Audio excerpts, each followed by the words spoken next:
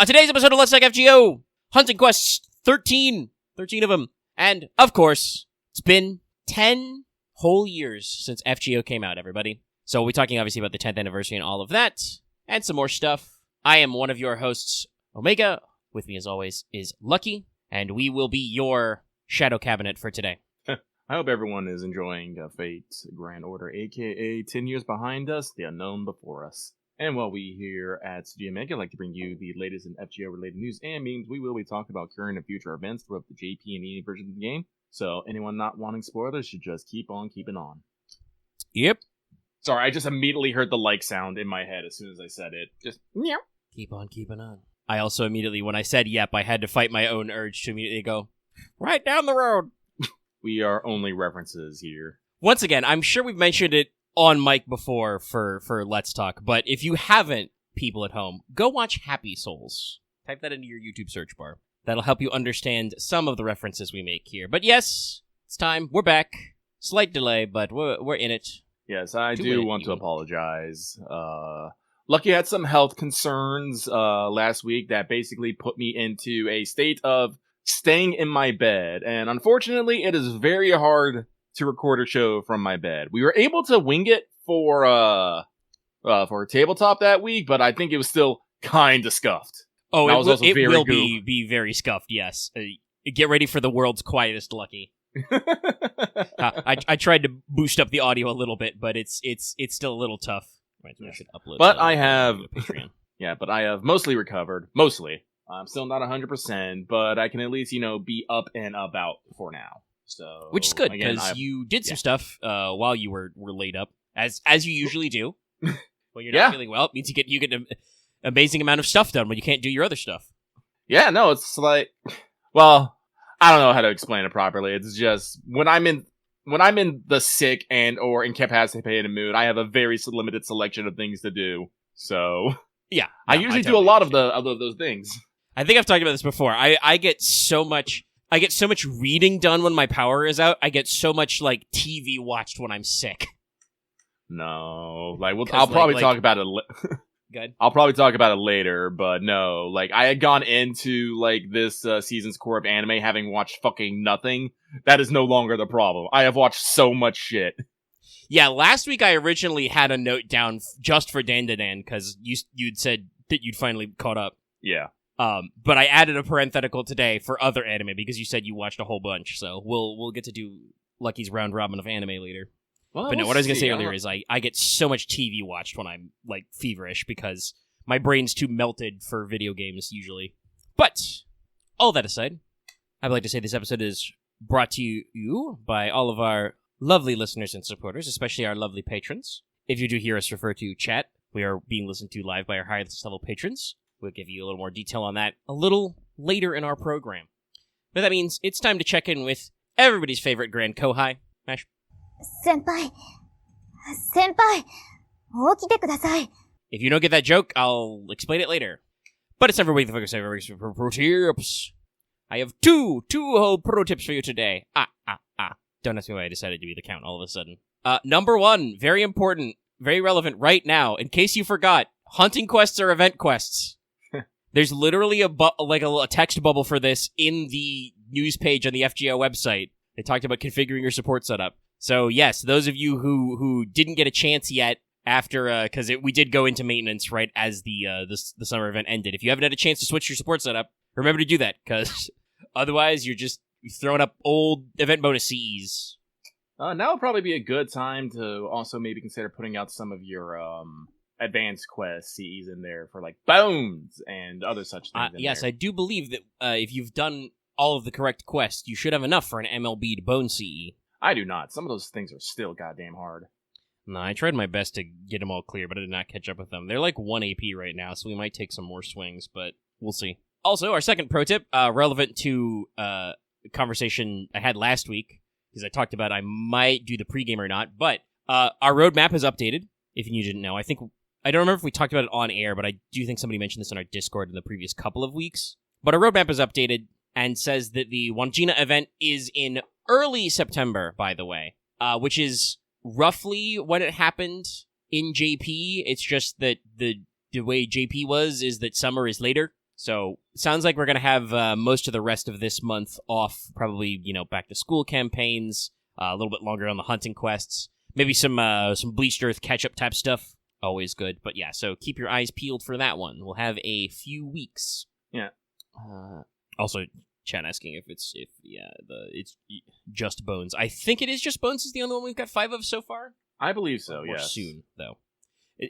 Evil Bones was literally the first Advanced Quest CE they did. They understood. Mm.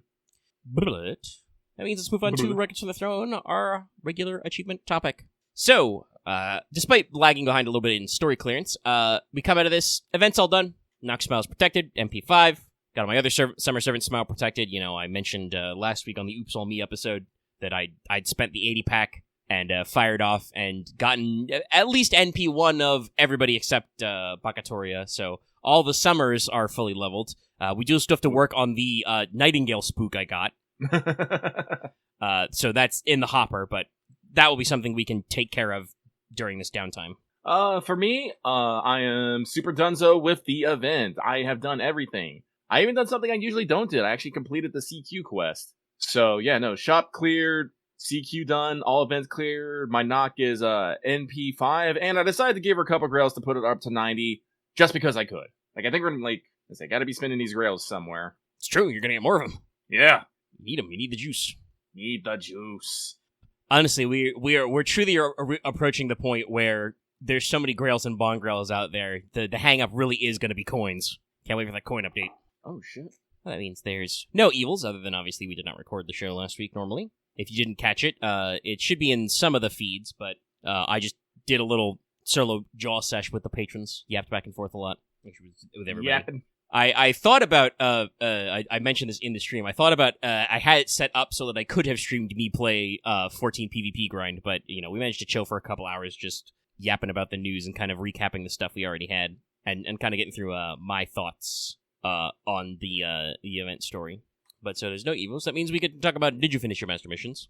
To complete your master missions this week, you need to defeat 3 servants with the human attribute, defeat 3 lawful and 3 chaotic servants, defeat 15 enemies with the earth attribute, any enemies, complete 5 quests and complete 10 quests. Yeah, 10 quests. You cannot be doing that just off the hunting quests, I'm pretty sure, because I don't think most of them spawn servants. So you're gonna want to do some normal dailies to hunt those guys down, or just find the correct node in Fuyuki. Beat up some shadow servants. That's true. The assassin one does technically come with servants, I think, is the assassin class guy. But also that will not be until the 7th, so I don't think you're gonna have switched over in your master missions already. None of the currently out ones that you'll be running into should have servants in the mix. I think the random enemy who drops in is like Sharkmen. Usually we like to hide a couple of weird things in the hunting quests. That's master missions. That means it's time to move on through to Skelograms. It's summer, but I can still do the Skeletor voice. The big one we're starting with, anyway, is the 10th anniversary in JP. JP 10th anniversary. It's the big one. The big one. I mean, it was very big. Despite it being in the middle of the night as usual, I was watching it live with a shitload of people. Several of our esteemed panelists of voice actors and community members were on the verge of tears the entire time, if not outright bawling. Which we still had some very funny comedy moments too, because they had Indra's VA on, so it was very funny with Nobunaga there as well, who voices Arjuna, who was like, Papa. But we had a pretty good time. So, formatted as usual, 10 great campaigns. So, for starters, Destiny Order. There's 2 of them this year. Double Destiny. One for the 7 Knights, one for Oops All Extras. Honestly, with so many extras, and especially with some other news that came out later we'll talk about. Pretty solid. Obviously, going to be a little heavy on your cash you got to watch out for. That means you're going to need 75 Saint Quartz, paid Saint Quartz, to do it all. But yeah, it's out there. Actually, I forgot to do my notes because the wiki wasn't updated. And unfortunately, our news desk has been swamped with 10,000 updates. 10,000 updates! Because there's a rank up quest going on as well. Patron chat, you'll have to help me out with this. The GSSR was class and NP type? Yes, this is what I'm seeing, yeah. So there is also still the lucky bag. I don't think it was year limited this time. So there was quite a lot of collections by class and NP type to go through, meaning there were several quite spicy lucky bags. That means that there's, plenty of big boy stuff to do. Next, one that was very interesting, they're adding what they're calling free daily summons. So until December 31st, for the rest of this calendar year, once a day, once every daily reset, you can do a single pull on story for free. So that's pretty interesting, pretty neat. Basically the equivalent of how, you can do a free 10 spin with friend points every day. So that should mean that you should have a decent number of pulls, available to you. The odds are that you will pull some high rarity servants on story. Purely statistically, mind you. I know what they say about them statistics. It's true, it is with replacement, so it's not guaranteed. But it's still pretty neat. Of course, they have a login bonus campaign for loads of stuff. 10 tickets, shitloads of QP, apples, etc. This one, starting off showing off how high the generosity is for this period. Ending after the full day, the full set of logins, 30 St. Quartz. Straight up a 10 spin. And this is only the tip of the iceberg of free. But also, permanent update to weekly login, now days 6 and 7, I believe, come with gold foes. Oh, shit. I didn't realize that. Yes, you missed some of the earlier stuff, and I don't remember if we said everything. But yeah, no, they permanently updated the daily login to include one of each type of gold foe a week. So yeah, picking up that pace, getting you some extra stuff. In general, if you want me to editorialize for a second, chat, I think that a lot of these updates are about making sure that you have a chance, not a guarantee. They do got to make money. The server's got to stay on for the rest of the year, but you've got a chance to acquire every servant you want and level and raise every servant you want for the part 2 finale. Like that, some people have apparently complained and think that this anniversary is lame because the quality of life is pretty limited. But they gave like a bajillion St. Quartz, and you can't say it wasn't hype. I was there, trust me. Hype as fuck. Like on paper, it's very simple and straightforward, but no, a lot of these updates are just about making sure you have a crap ton of resources to level your servants correctly. So it's got some good stuff in it, for sure. There's a shitload of story completion bonuses and effects. First of all, 0 AP up through Ordeal Call 4, like multiple layers of 0 AP. They are permanently doubling bronze saplings for MSQ clearance. Mm-hmm. So every pip is now going to be worth 2 going forward, which means effectively all of your bronze saplings are doubled. A pretty fair way to get some more in your rotation because you're unlikely to get any new MSQ chapters if you've already cleared main story. Specifically, a bunch of permanent and limited master missions to get you extra shit, up to 25 St. Quartz for clearing the main story up to Ordeal Call's point.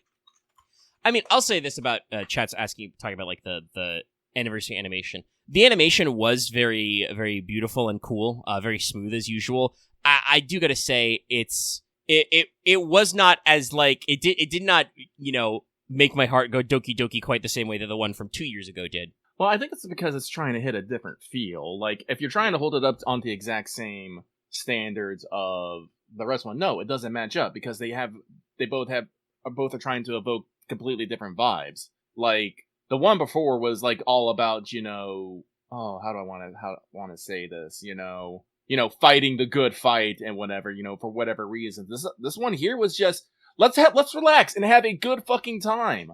So yeah, no, if you go into the second movie thinking about it, yes, I want cool fight scenes and stuff. Yeah, of course you're going to be fucking disappointed. You should judge it on its own merits and not compare it to something before. But it is wonderfully animated. So it's pretty good too. Honestly, I'm trying to think. No, I don't think there's been a quote-unquote bad... When did they start doing anniversary animations? Oh, they've been doing them for a while. I don't think they did it right away. Was it like the second year or the third anniversary? Or I should say second or third anniversary? Like, because I'll tell you right now, this new one actually is way more complicated and has way more complex animations than the one before it did. The one, I can't remember it before. I'm going to be honest, I don't remember what last year's animation was off the top of my head. It blurs together with a lot of the other years. I'm specifically thinking about the one I will remember forever is the 8th anniversary one with flowers. That one, though, I'm trying to think. That was like that. I know it had FGO branding on it. That felt almost like a trailer for just, like, Fate as a franchise. Hey, do you ever want to explain what the fuck this is about? This is what it's about. These guys from long ago, they come back. But yeah, like I said, a lot of them blur together.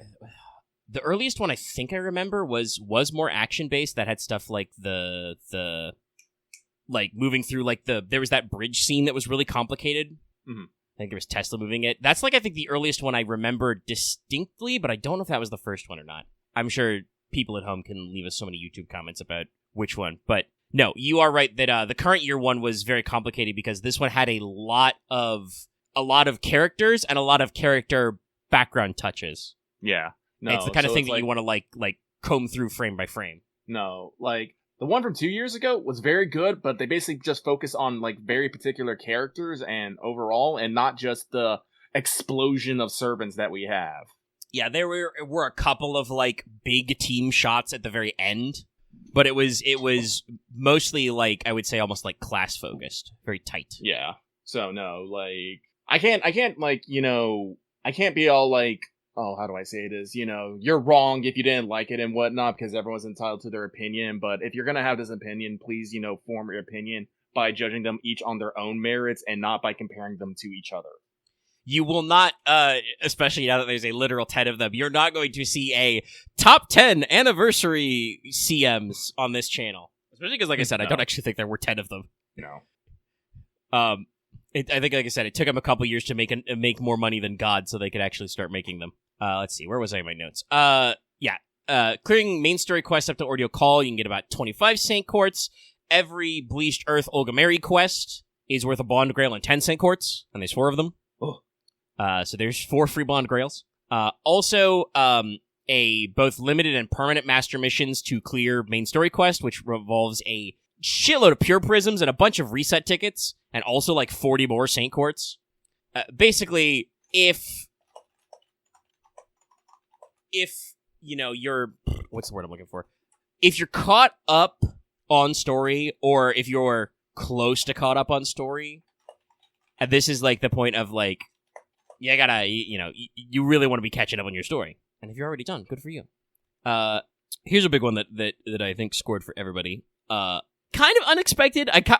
We shouldn't be unexpected because anniversary is the time for it, but I do kind of feel like, I almost feel like we'd all given up hope, you know? But animation updates. Woo! I think Castor Balls might be dead. We might have killed them. But the servants is Ann and Mary, original flavor, Proto-Ku, Matahari, Darius Age 3, Billy Shakes, and Sansom. All of them are fully updateified, which is neato burrito. Everybody's been saying that Matahari is probably the biggest glow up, because like she's got like the new sprite structure. Oh, does Summer Mary is I think still a thing. But a lot of I think every launch servant now has gotten an update at some point, and all of them look pretty slick. You know, everybody's got some variants. Like I said, I think Matahari is probably the best glow up. Though I do want to say the Ann and Mary one is also very, very funny because now actually both of them are there. No, it's so good. I'm so happy for that. That really should have had been like something. Like for year one, I'm sure it was too tough for the sprite artists. They were like, "What, you want us to draw and rig two people?" But they did do it. What was our first actual like twin server? Was that the Trunk Sisters? The actual one with 2 people on screen at the same time? I think so. I think it was the sisters. Oh, no. Obviously, we'd had... Oh, yes. Yeah, no. They're both on screen as well. Yeah, that would be about a year before that or 2. Yes. Obviously, ever since Lost Belts, we've had some very chaotic, you know, servants on screen. Ivan with his giant shoulders. King Protea, obviously, you know, putting everybody to shame in the height department. So many people nowadays with giant shoulders and other shit, whatever Indra's, like, sitting on. All that stuff. And that's not to say that there aren't still some like sprite adjustments we couldn't take. You know, we do still mention that I'm pretty sure regular Caster Da Vinci's height is still not fixed. I don't know if we're ever gonna get to fixing heights and whatnot. I feel I don't know. Yeah, like I said, there's some stuff that we probably won't get over the lifespan of the app, but getting a lot of these you know, launch and starter servants their stuff up, and in some cases stuff that wasn't like not unnecessary, but definitely was like an interesting extra. Like Darius had kind of, you know, generic animations, but I don't know if he was using like a particular like animation preset because he had 2 axes. Mhm. I do believe Sanson did just have kind of the generic saber animations, but he was an assassin. But now everybody has their all stuff, and fucking Darius's NP is metal as hell as usual. But also accompanying this, we got the rank up quests. Yay. A whole bunch of them. So we start at the beginning. First, Muramasa NP upgrade. Surprise. Increased NP multiplier, and the overcharge effect now boosts Buster and Quick also. So he basically projections twice.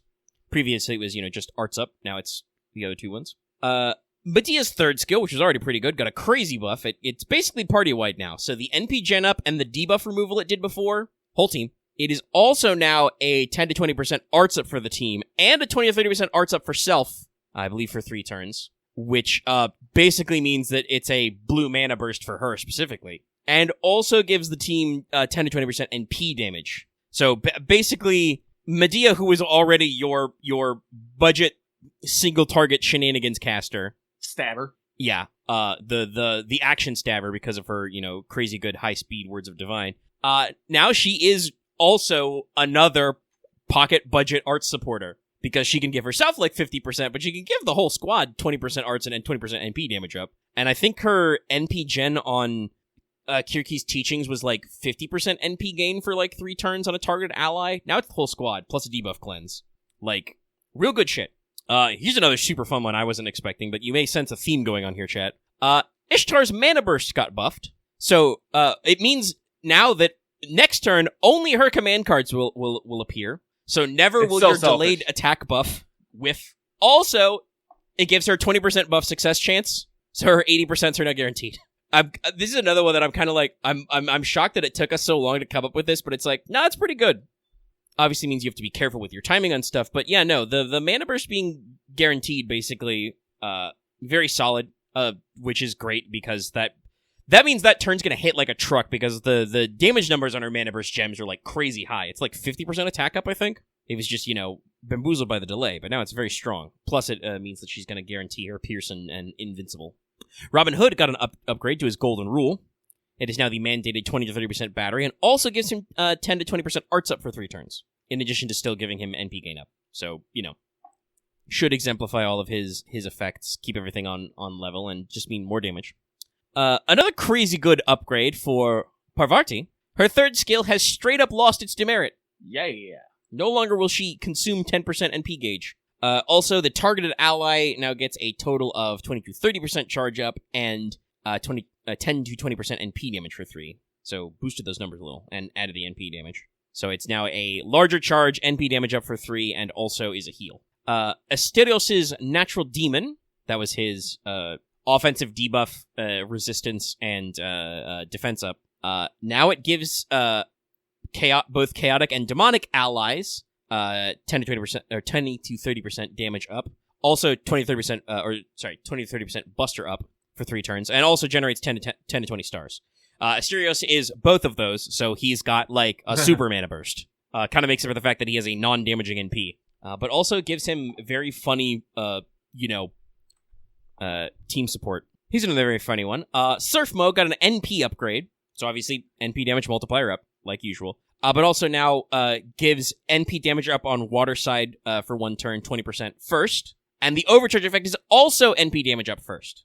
Previously, the only overcharge effect, I believe, was the chance of the charge down? But yeah, basically means that Summer Mordred, who was already one of our original loopers, has probably even more consistent high damage and looping potential. Yes, the original only overcharge effect on Mordred's NP was the charge reduction chance. Also, hold on, did they adjust that?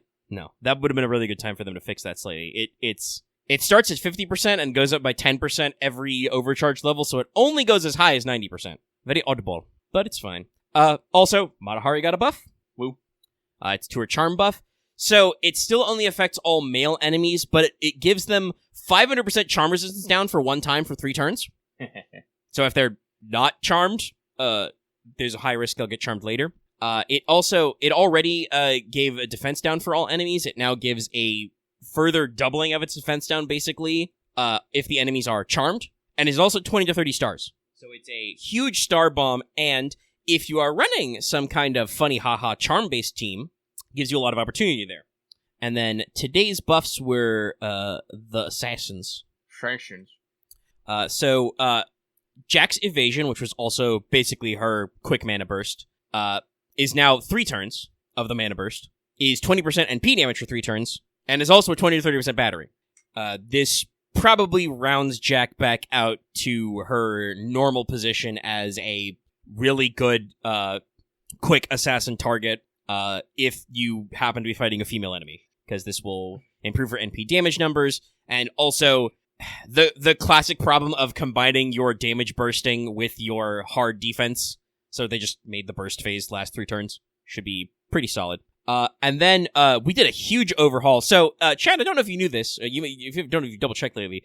But Henri Sanson's third skill is just like 30 to 60% damage up versus human attribute enemies, which is pretty cool for a low-rarity servant. But it just did one thing.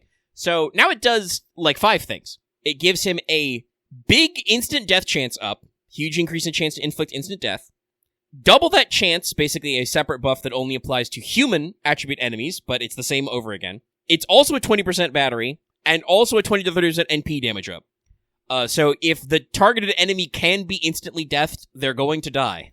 It's like a 300% chance up, total. One might say and what we have left... Executed. Sorry, what was that? I was just saying, one might say they get executed. It's true, they will get executed. It's very solid. What we have left as of recording, we have 2 caster 5 stars, a 2-star caster, it's Shakes. It's gonna be Shakes. And a Berserker 3, which is probably gonna be Darius Age 3. Chat, if go ahead. No, go. I was gonna say, if you haven't caught on, I think what we're doing is, for sure, all of the servants who need it from the animation updates are getting a boost. I'm pretty sure Ann and Mary have gotten like rank ups before, as has Protoku. Got his stuff fixed in a previous one. And then the other thing is, we seem to be doing, for some odd reason, I don't know, major Fate Stay Night type characters. I don't know why they would be doing that. Anyway, one of the 5 stars will be Ilya. Probably. I'm hoping the other one is Tamamo. Please give me that morph upgrade to give her something crazy. I'm not saying she has... did lock in extra record. Wouldn't be shocked about that one either. No, like, I'm not saying we need to hit, employee of the year, was it like 6 years or 7 years running? I think it was 5 or 6. Because it was Emiya 1 year, then Waver 2 years, then Scotty, and then 6 years of Castoria? Yeah, it was like 5 or 6. It will not be Castoria. There's no reason to buff Castoria. She's literally been the number 1 used servant for like he said, every year since she came out. No, it's kind of amazing. But like the only other one I would say after an Ilya buff, just because like I said, I think we're doing all the classics for Hollow Ataraxia. The only one I would see hitting other than Tamamo would probably be OG Merlin. But we shall see. No, what we need is I need Tamamo's morph skill to give everyone heckin' NP gain for 3 turns or something. That'd be good. That'd be a really good one. It would make sense. Yeah, like I said, it'll be on her defense skill. Her morph is good. It is still like a super strong, just do not hurt the Tama tank, but it only does 2 things. Yeah, it's 1 turn you get a really big def up, and then follow-up turns you get a normal defense up. It's tanky, but it's just not how we do skills anymore. No. Especially on a support caster. The only other thing I could see them doing is if it was somehow like team-wide fort up. That could be good too, honestly. Well, it would be an interesting addition to the arts blocker team, because that's something that I don't think we have a lot of. I think regular Jean's NP also does team defense up. No, she gets team invul. I think. No, because she's a heal deep. Wait, no, does she debuff cleanse? No. Yes, after her rank up, she debuff cleansed. She invul for 1 turn, debuff cleanse, healing per turn. I'm like, does she also do defense up? She might not. Oh, did Merlin actually get his buff? I don't remember when that was. I know that's been the question for everybody saying. Okay. Well, if he got it this year, then yeah, it won't be him again. We already buffed Scotty's NP, so I don't think it will be Scotty. Once again, but hey, it was only like a year, but Scotty was also a number 1 servant. Mm-hmm. Listen, and Tamamo was already locked in for my Grandcaster, so I need her to get the support. Honestly, like, Waver hasn't gotten like a buff other than when they like readjusted all his skills, but like I feel like Waver's advantage is the fact that he is truly card agnostic. He is truly like, he's neutral. he's just attack up, defense up, critical up. Like there's no cards involved. Like, honestly, I honestly feel that if we, like, buffed any one of waiver skills, it would just fill off with all the other ones. It would just feel so it would fuck weird. up the ratio. It would. I don't know, maybe they'll buff his MP. That is true. His NP is pretty useful, but we could do that. But yeah, we'll see. Like, the 5-star caster is, like, the second one is, like, a decent question mark. It should be Tomo because her morph skill has not been buffed, and we have such good, like, supporting casters. But like I said, one of them is, like, almost assuredly Ilya. No, I can see it. Because they did Muramasa, Parvati, Ishtar. Yep. So, like, you know, we're running them through. I don't think you know, Madam Prez needs any buffs, so we're good. All right, but that's your rank ups. They're coming out. We've also improved the permanent master missions. We've added new ones for getting to Bond 10. I think it's up to 10 Bond 10s, so big increase there. But also added a bunch more tiers to completing rank ups, completing free quests, and completing class score. So as usual, there's a huge infusion of Saint Quartz there. Another very fun one, Suck Chance times 4. Cannot be went contained. 4x. Also, half AP dailies in Bleached Earth during the event period. Adding a bunch of command code CEs and Mystic codes to DaVinci Shop, so a couple of limited-time Mystic codes are back. Adding a couple of old event command codes and a bunch of CEs, including a couple of old Halloweens. Yeah. So that's pretty cool. We got our big one, another big infusion of the permanent storage. Servant CEs command codes getting increased, and more in the shop. Plenty more space. Sorry. I was trying to rub my nose and I slapped my pop filter. It did a full spin. But yeah, plenty more storage. So I think that was all of the 10 great campaigns. So we got to the big one. You know, everybody was wondering, hey, what's going to be the big amount of Saint Quartz? You know, there's the 30 for the login. There's a bunch of new master missions. I think they had like 20 blocked out for like social media. And then that already got like times 5 to be like 100 Saint Quartz. Because they had some audience participation. And then Nissan was just like, hold my beer. And they cranked it up to the big one. To celebrate the 10th anniversary, a present of 1,000 Saint Quartzes. If you have cleared all the Olga quests, I believe, before 12:20. Yeah, you mentioned the Destroyer at the top. But yes, no, huge amount of Saint Quartz. And like I said, you know, talking about, you know, quality of the, is it Order to Call 4 specifically? I thought it was the Olga ones, but you gotta be caught up in story.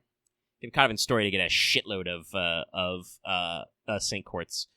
We talked about this, I think, pre-recording, but some people have done some math. So if you combine all the different campaigns that trigger during this and the login and stuff, that's like 1,500 or 1,600 Saint Quartz. It's crazy huge. And if you're wondering what the marker for 1220 is, well, they also announced that 1220 will be the launch of the finale of Part 2 story. So once again, it will be Merry Christmas, everybody. No, it was a like I said, it was a crazy hype moment because like they did it and then like they had the scroll, they went to like 100 and you're just like, okay, that's pretty big. More, and then they added another 0 and like everybody went crazy because you know they were whatchamacallit, they were filming it on you know a panel stage at the festival. So no, I do believe we'll talk about the well actually we'll go straight to the servant because the banner's next. So we've announced the banner. There was a little bit of confusion in the announcement because you know, we're doing, Yoshiki was presenting, and he said something about, you know, there'll be 2 things. There would be 2 videos. People were wondering if that meant 2 servants. No, it's technically 2 videos for the same servant, but there were 2 separate NP videos. But they revealed that the summon banner is going to be 5-star Unbeast, Madam Prez herself, you Olga Marie, and, yeah, this was the reason why I said to move on to that is because our, patron chat just brought this up. And this is one that you can't really avoid talking about. Obviously, if you're caught up on story, you're gonna know. You know, we gave you the spoiler warning as well at the start of the video, as we always do. But, sorry, what? I need to wet my whistle a little. Whistle. Okay. But yeah, no, I think there were even some comments like, you know, I don't really speak Japanese, but I catch some phrases and some tone. But, like, I believe there were some comments when they showed the banner and the graphics and stuff and some of the previews that it was kind of like the whatchamacallit, the panelists talking about how, like, boy, this is going to be very weird to people who aren't caught up on story, huh? And yeah, well, it is what it is. But yes, this is pretty funny though. That it's you, Olga. Because so with the 1,000 Saint Quartz drop, and so the rewards are like 14 to 1,600 Saint Quartz depending on how caught up you are and everything. NP1 is basically guaranteed. Like literally, this is more than a penny's worth of Saint Quartz. So if you completely bambumble it, you will still get at least NP1. And if you're fortunate, you can roll obviously much higher than that. I have heard some reports of people getting MP5 in just the quartz they were given. So it is doing. Yeah. It is doable. Yep. So she's not free, but she's kind of free. Also, there were a lot of rumors about getting 2 servants. Well, she has 2 separate NP videos, though they both have the same effect. What she does have is basically 2 separate kits. Like, she has 2 similar but different collections of skills based on her ascension. So, it's kind of like we got 2 servants. Also, obviously, it's the president, it's great. Her fucking NP, videos are both crazy good. Wow, let's see. I'm trying to remember what my tweet was. It was something like, looking for on my way to crush my enemies in the center of the earth with Madam Prez type beat. So, yeah, no, like, both of them are, like, crazy high quality. Yeah, I haven't seen the full extent, but she has a unique card as Unbeast and has a unique summon animation. Actually, I think I have seen it. I've seen I remember the summon animation. It's so good.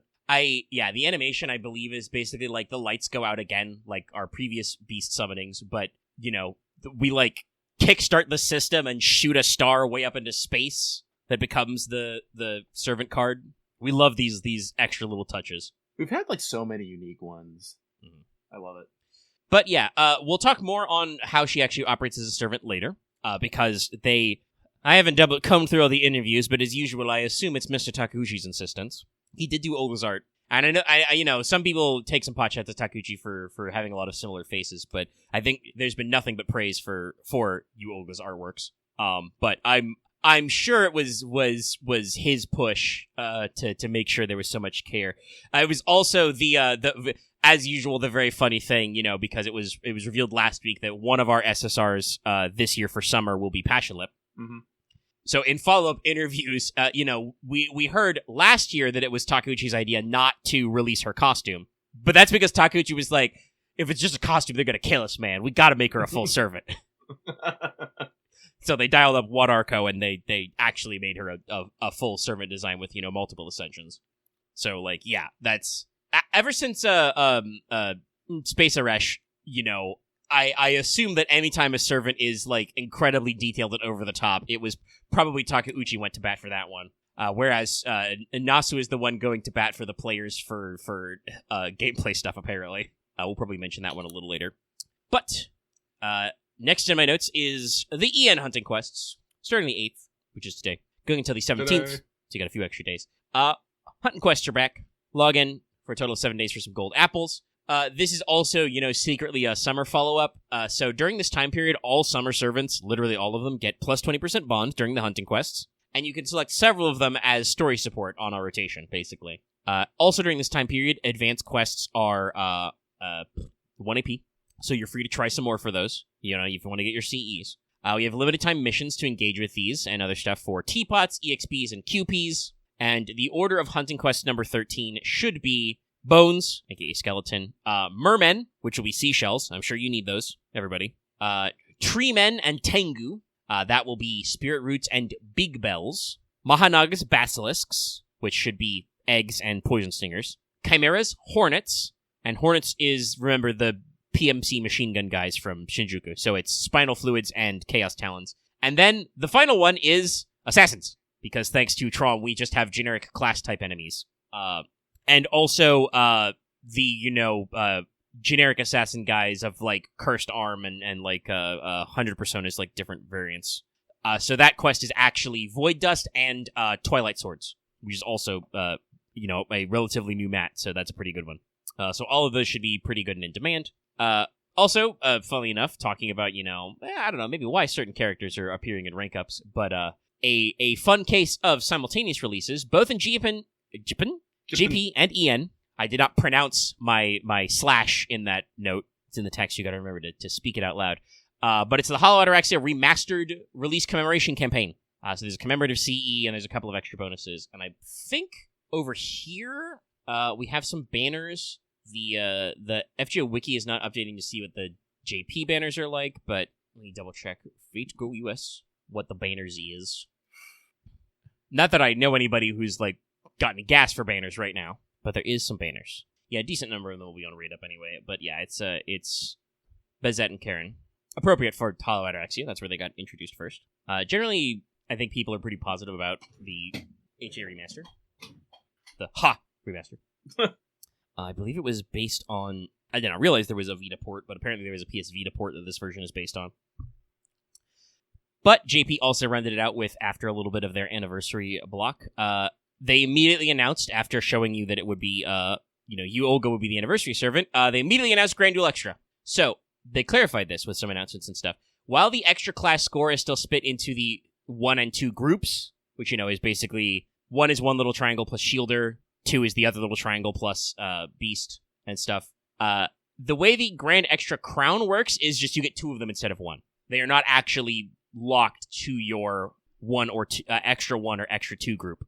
So, that's interesting. This is the thing I talked about earlier. Nasu originally tried to, pitch in the writing room to have a grand for every single extra class. That one probably would have been a little too much effort to implement.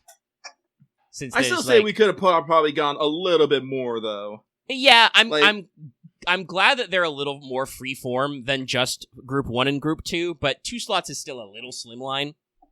No, personally, I think that we should have been able to pick 2 from each slot for a total of 4. I think that would have been enough for people to get, all their faves out, because Lucky right now, Lucky is in a dilemma for his grand picks, because guess what? Lucky is going to get an Olga Marie. That is going to happen, and I want to finish this game with the people I started with. But yeah, also, I have a fucking... Mash makes a great pick for a grand, especially with her upgrade being crazy good. But, there are some... You want to talk about people we started with this with, I have some extras who've been in this squad a very long time, been very helpful to the cause. Avengers and Hulu's and shit. No, so I'm just all I would have really have liked to have picked more. And I was actually wondering about this. I wonder if this is a numbers thing. I don't know the total numbers of sabers or archers we have compared to extra classes and whatnot. Yeah, I would assume that the reason why they did not implement Nasu's plan, besides it being a bunch of extra things they would have to code and arrange, was that the sheer numbers in each extra class are way smaller. Yeah. There are some extra classes that I'm pretty sure don't even have non-gold servants, for instance. No, so that's probably one of the reasons why they decided to only go with this, just so the pools are somewhat equal. I don't know. I don't actually have the numbers. It's a thought I literally had only a few hours ago. I mean, it's a thing we could think about because you can compare we have literally the graphical representation for this, right? Because they do a banner or a series of banners where they rerun every single 5-star in a class. And guess what? For Grand Duel Extra, they're rerunning every single fucking extra SSR. It's a lot. It's a lot of them. But I don't know how that feels compared to every single 5-star Saber over the game's history or every single 5-star, Lancer, etc. I'm sure it's bigger, but I don't know by how much, I don't remember if Nasu said that or Takeuchi said that, but it was in one of their interviews. Yeah, somebody brought this up in our patron chat that they clarified that one of the silhouettes will not technically be summonable this year. So that's very interesting to show off. I'm guessing that means that they will either technically be the New Year's servant, so they'll be January 1st, or maybe even a little later. No, we have got confirmation that FGO will be doing at least a new Valentine, so we can get, all those chocolates. I am already excited for Madam President's chocolates. I need this. I need this right now. Also, because she's got the double thing going on. I'm wondering if they're gonna give us, are they gonna space Ishtar us, Oh god, I would love Omi-san. Please give me White Snake Lady. Yeah, Omi's got a very popular design.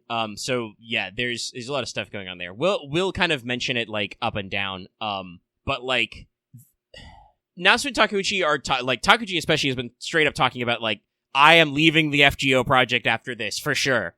I am definitely going to stop working on FGO as my primary project. I swear. As the fandom collectively has their fucking firing squad pointing at him. But also, I feel like Nasu and Takeuchi have been very vague to outright stating that FGO is not guaranteed to end right away. Like, we've talked to this before, that not some of Nasu's earlier interviews about Part 2 made it sound like, the app is going to, like, light on fire the moment the conclusion goes through.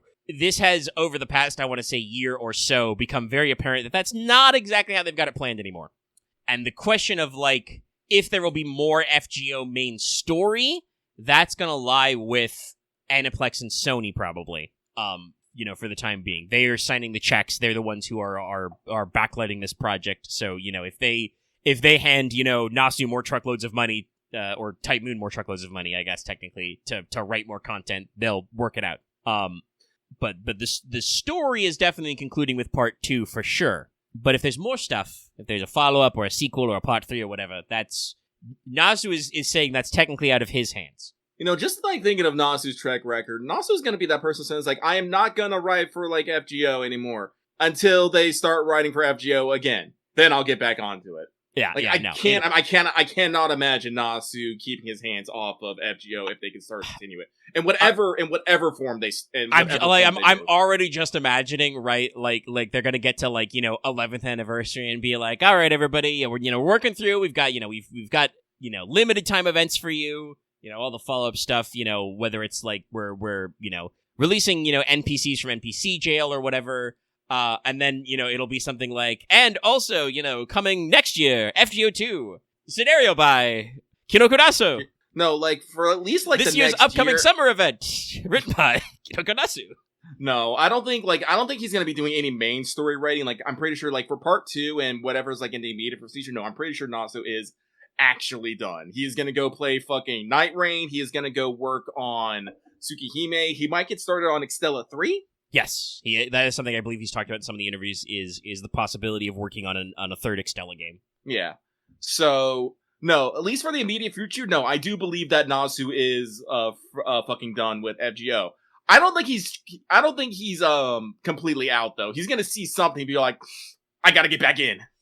Well, this was the conversation that I can't remember if we talked about it together on air. I think I brought it up again on the stream last week, but like some people have said, since Nasu has basically said it in plain words and plain text, that working on FGO all these years has taken away his like time and attention from working on other Type Moon projects.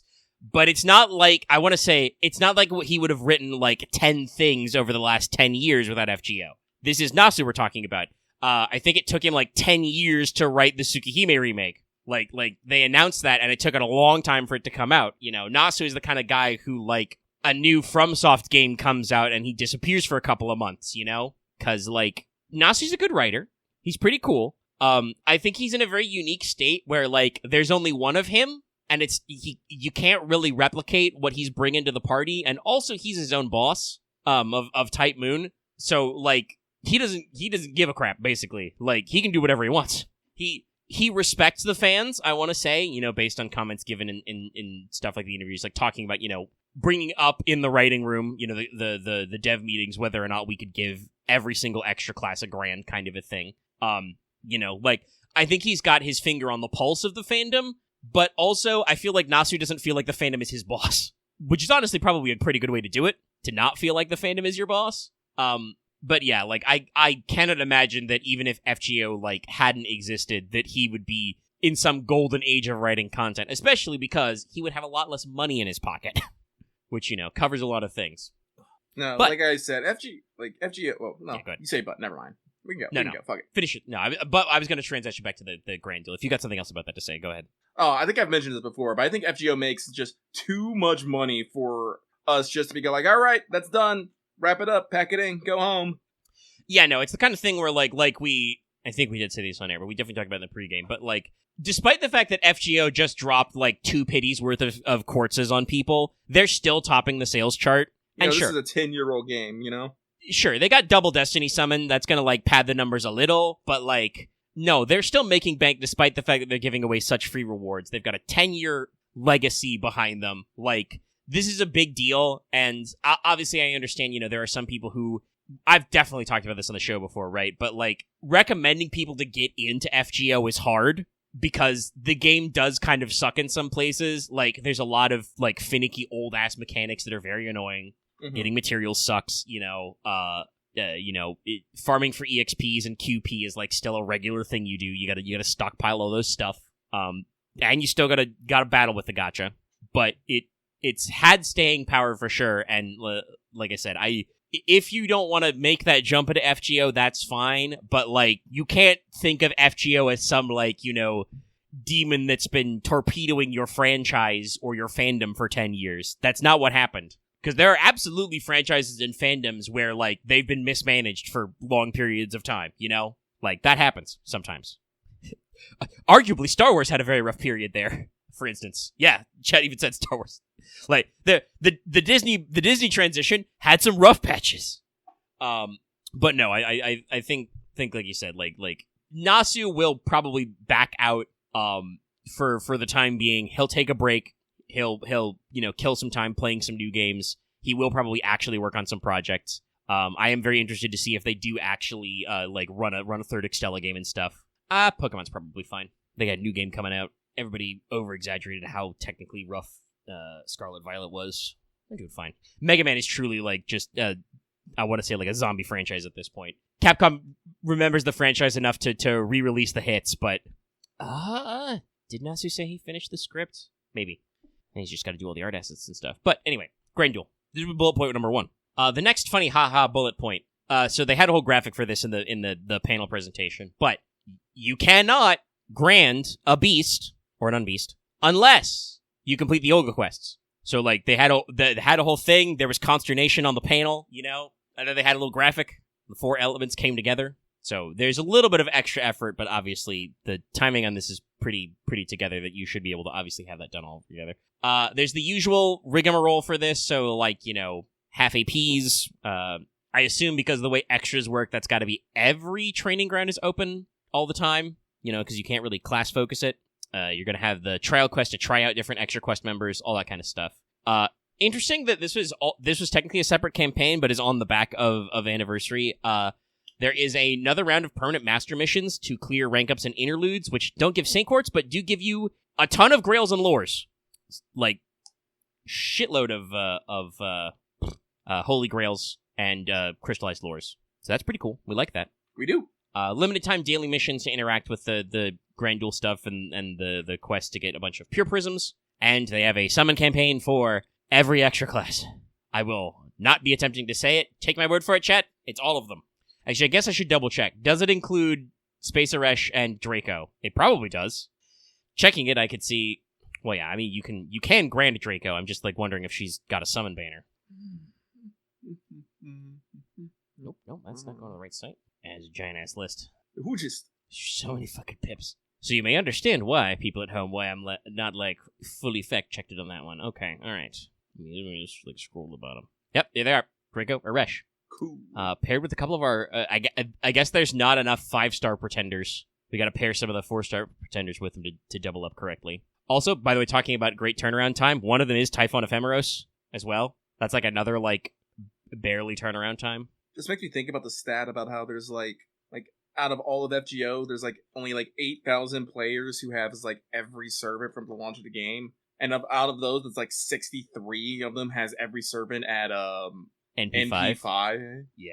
Yes, and they say please refer to them as the Grand Gotcha. I'm like, Jesus. Yeah, those are the grand whales. Is we've got an elite rank of A class 8,000 something people who have every single servant, and only 60 something people have the full shebang, and it's damn. Well, that is damn. God damn. Axe pulled up the number. Yep. 63, yes, and 8,920. Not bad. When the data was correct, it was up to Titan Ephemeros. Yes, up to Titan Ephemeros. I strongly suspect that a decent number of those 8,000 have kept that streak going. Yeah. In for a penny, in for a pound, brother. Oh, ain't it the truth? But yeah, no. Crazy fun times, like I said. We will talk about Madam Prez in full detail in the free talk. And maybe bring up some other bits and bobs as well. But that's it for our news. That's it for our news. Hour 15. Oh, something you didn't mention, but I'm excited to mention. They actually greenlit a season 3 of Fujiwara Doesn't Understand. Oh. That gives me joy. Yeah, I don't think that was in the anniversary panel. Was that in one of the staff talks earlier? I believe so, yeah. Yeah, no, Fujiwara doesn't understand is very good. I think they launched a new episode earlier this week. Yeah. Did we also talk about the other couple summer servants that were shown off? I mentioned it last week, but if you want to bring it up, yeah, we know about Summer Crunch. If you mentioned it last week, then it's whatever. Like I said, I was incapacitated. We will mention them again in a week or two when the event happens at JP. Also, by the way, I want to bring this up. Some people have questioned about Madam President. None of her ascensions have summer mode. I don't know. I think her white dress is kind of summery. I mean, I think it is literally a summer dress. Yeah.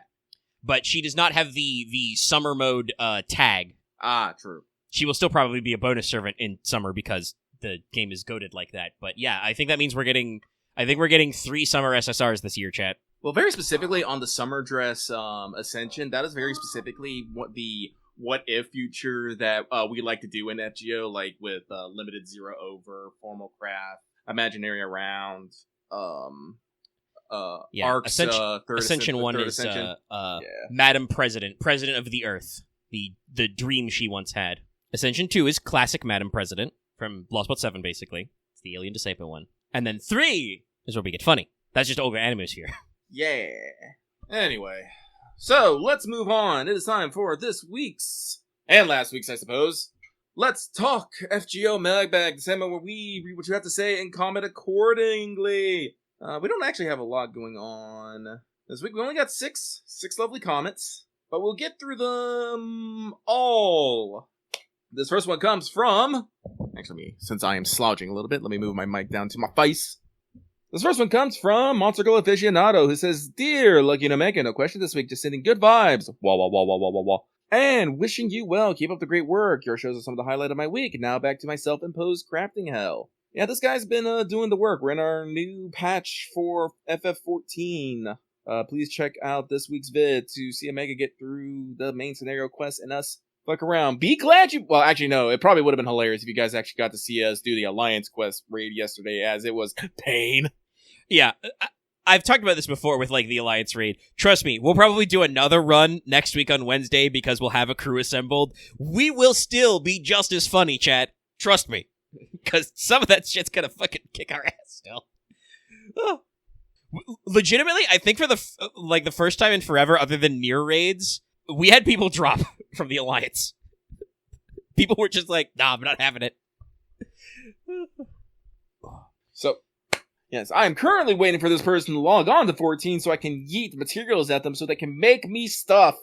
But that is neither here nor there. So with that, we move on. This next one comes from Dang Dave, who says, I wish Kata could have been a part of this event. I wish Kata could be a part of more of the new events. I get we got to be friendly to new players, but I miss our boy. That was a run-on sentence.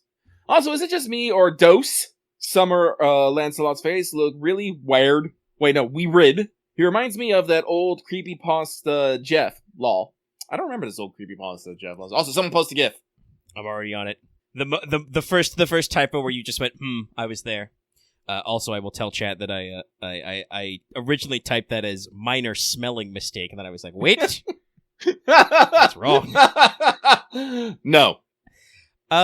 Yeah, I don't think it reminds me of a creepypasta. There's definitely something about the way that Tan Lancelot's face is drawn is that, there is something about his lines that seem very different from his normal ascension. Yeah, they don't always land, but I still like him. It's like he's trying, I think it's one of his ones where he's trying to smile. It looks very awkward, but honestly, I can imagine Lancelot being an awkward smiler. Yeah, I think that's the point, is that his, smiling sprite is supposed to be a little weird on purpose, because, he's trying to be like a cool Chad dad at the beach, but also if he does that, MASH will appear behind him and kill him, assuming that the Summer King does not send him to Siberia first. We're on a side though. I do wish Kata could get in more stuff. I'm the same way with Yume Ren. Yeah, her at least is we had a little bit this event, but yeah, but not enough. Not enough as, former Cryptor, Team A shenanigans. Yeah, it's the kind of thing where, Kadok, the timeline of events is ambiguous. This is obviously after LB7, because of the circumstances that are brought up. But other events have, weird timing. because, time is not supposed to be moving in FGO in the strictly linear format that it's moving outside of the game anymore. But, like, he at least should be around, At the very least, we could have had him cameo in the intro of this event if you were done with the correct Lost Belts, to have him be just like, I see you're writing reports. I will also write reports. That's why I'm busy. But Paisen is both in her normal and her summer marks a servant. So, like, she's canonically summoned and is around somewhere. I wonder what Karak would wear for summer. What would be his summer drip? He's from cooler climates, so like probably some layers. I imagine the director would try and get him in like an Aloha shirt like himself, but Karak would not stand for it. Probably. So we're gonna move on. This next one comes from the 100-Hour Man, who says, "Dear Lucky Omega, hope you two are having a fantastic week. I personally have been spending my spare time playing a new game I found called Fate GC, which is like a Fate guessing game, and I've been having a blast on it. Y'all should check it out if you have the time. 2 questions for you this week. The first one is just a repeat of a question I had last week. Any final predictions for the 10th anniversary? Nay, it has already passed. Rip us. Second, I've been thinking about who I want to grant for my servants. Most of my servants that I have been playing to Grail are AoE, Muramasa, Gilgamesh, Tamlin, Lancelot, etc. With what we have right now, for what we can do with the grand system, I'm thinking it might be better to focus on more single target rather than putting all my eggs in the AoE basket. Do you have any thoughts on this? Just to be clear, I have a lot of servants I would like to grant. These are just my first choices, but I have a lot of servants I'd love enough to grant. Me, Lucky's not actually caring about AoE or anything. I am granting for love first. I've been like checking the numbers for grant because some people have been collecting stats on this. A lot of people are granting for meta. Like, I'll fucking just straight out say it. They're grinding for meta. And I'm all like, sure, you can do that. I'm not going to do that. I'm going to grind for love. I mean, obviously, if I'll say it this way, that can be kind of a chicken and egg thing, right? Because it's like, but grinding for meta. Some of them are probably doing it just for the power boost, even though not every grand does the same thing. They have different bonuses depending on the class. But I wonder if people aren't, like, gravitating towards grinding meta picks just because that was already their most used servants anyway, kind of a thing. It's true. Because, you get the benefit of the bond CE if they're bonded up. But those servants are high bond probably because they are meta picks. So, like I said, it feels like a chicken and egg type situation. Like, for me, I already know my Saber is going to be Bargus, Archer, Bargus, Lancer, Tama Lancer. Still haven't decided on Rider yet. Caster's going to be Tamamo. Assassin's going to be Tamavich. Berserker is going to be Tomacat. I was actually surprised that Tomacat actually made it to 5th in the grand rankings. I was actually very surprised by that. Yeah, she got big on that list of everybody's like most used 4 stars. It's shocking how much the olds just like got used so much. They stuck around. Like just the idea that fucking Emiya was the most used servant for the first year of the game is crazy. But he was a tutorial role servant. Yeah. But I think Herc was like I think Morgan was number 1, Herc was number 2. I don't remember who 3 and 4 was. Was 3 Lancelot? I don't remember. Herc was number 3, then who was number 2?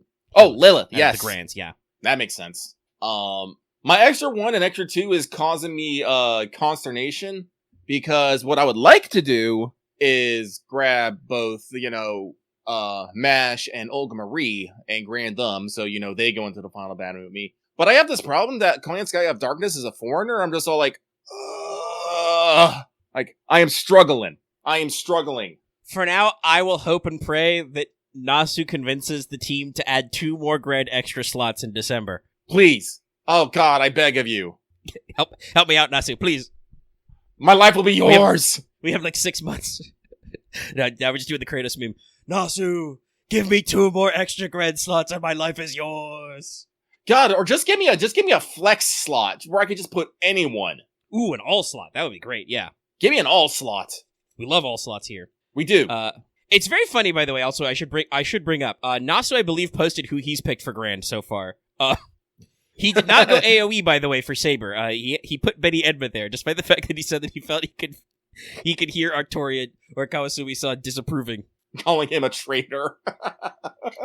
He does have a Artoria. I think it's Castoria he picked. Actually, no, we can't do Grand Castor yet. What was the Artoria he would have room for? Was it Summer Castor Artoria with Berserker? That might have been it. Yeah. No, but I need a flex slot just so I can get in because, like I said, I haven't decided on my writer. We haven't gotten our last writer yet. Yeah, they don't have Grand Writers, so because I'm pretty sure that's what they said. Like once the Grand Duel. Yeah, once the Grand Duel comes, I think they said that's like that they're not releasing like any more servants in that class. I think they said something to that effect. Yeah, something to that effect. Which I'm not going to be so sure about it because I don't feel like we're going to be done with extra classes that they've done the extra duel like right now. That's a lot of classes. For sure, I suspect that the extra duel campaigns will keep going long enough to cover all of the summer banners for sure, just in case we're squeaking in there. That might do it. I also it's one of those specific phrasing things. Did they phrase it like no new 5 stars or no new servants? Did they phrase it as no new limited servants? Does that leave room for permanent banners? I don't know. We'll see. Lucky is begging for Ryder Tomamovich for summer though. Tomamovich? Yes. That works. Let's see. Yeah. We're in August now. That's 8. So we got like 4 months left. That's 3 of them have to be new events. They're done as decently popular. I mean, keep in mind this is a poll only on App Media, so it's a limited subset. Shout out to fucking Lohi, very popular. But Herc is 5, Buckatory is 4. Yeah, I must have seen some different graph or something because I could have swore I saw Atomic Cat at 5, or maybe that was something else. I was looking. I think you're thinking of the what they posted from Staff Talk, which was that was where we got the most used servant every year. They also said what most used of each class was. Atomic Cat was number 5, still number 5, like most used, like 4-star Berserker. Okay, that's what it was. She was up there with Classic Herc, Classic Lancelot. Actually, no, I think it was just low rarity period, because like Q-Hime was on that list too. And Bunyan, I think, was the 5th one. Bunyan was like number 2. It was very funny to see those low rarity lists, because like I said, it's like 90% old school servants, but still occasionally has new ones. Like for like most used bronzes, like I said, Bunyan was on that, and Qinggong, I think, was in there. But yeah, the 4-star slot had Tomacat, Herc, Emiya, etc. Listen, Duradana, he's a cool guy. The squad got to spend the players got to spend a lot of time with him, and I regret most of it. Well, so no, like my grand picks are fairly locked in. Like I said, I still don't know what I'm doing about Grand Rider, just because I don't know. I just don't have a big love in there. You see, the problem is I don't feel right if I do like Grand Rider Suzuka and I don't do like regular Saber Suzuka. But then, I'm like, I'm skimping on my Bargus stonks. I'm just like, I can't do that. I was like, I'm trying to get as many of the servants I want into it as I can gain. That's why, like, I really want like a Summer Coin Skya rider that would give me joy. Give me her motorcycle. I know she has a motorcycle. We have like in the new animation, you see her on it. Give it to me. It's true.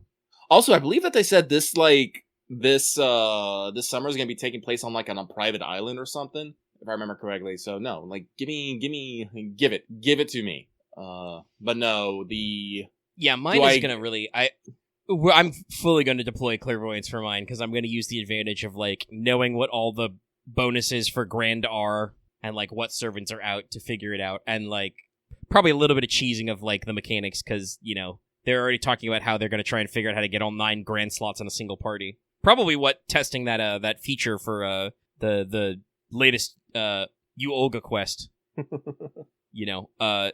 Where like they gave you the reserve party. They're gonna give you 2 whole parties. That's how you're gonna fit all your grants.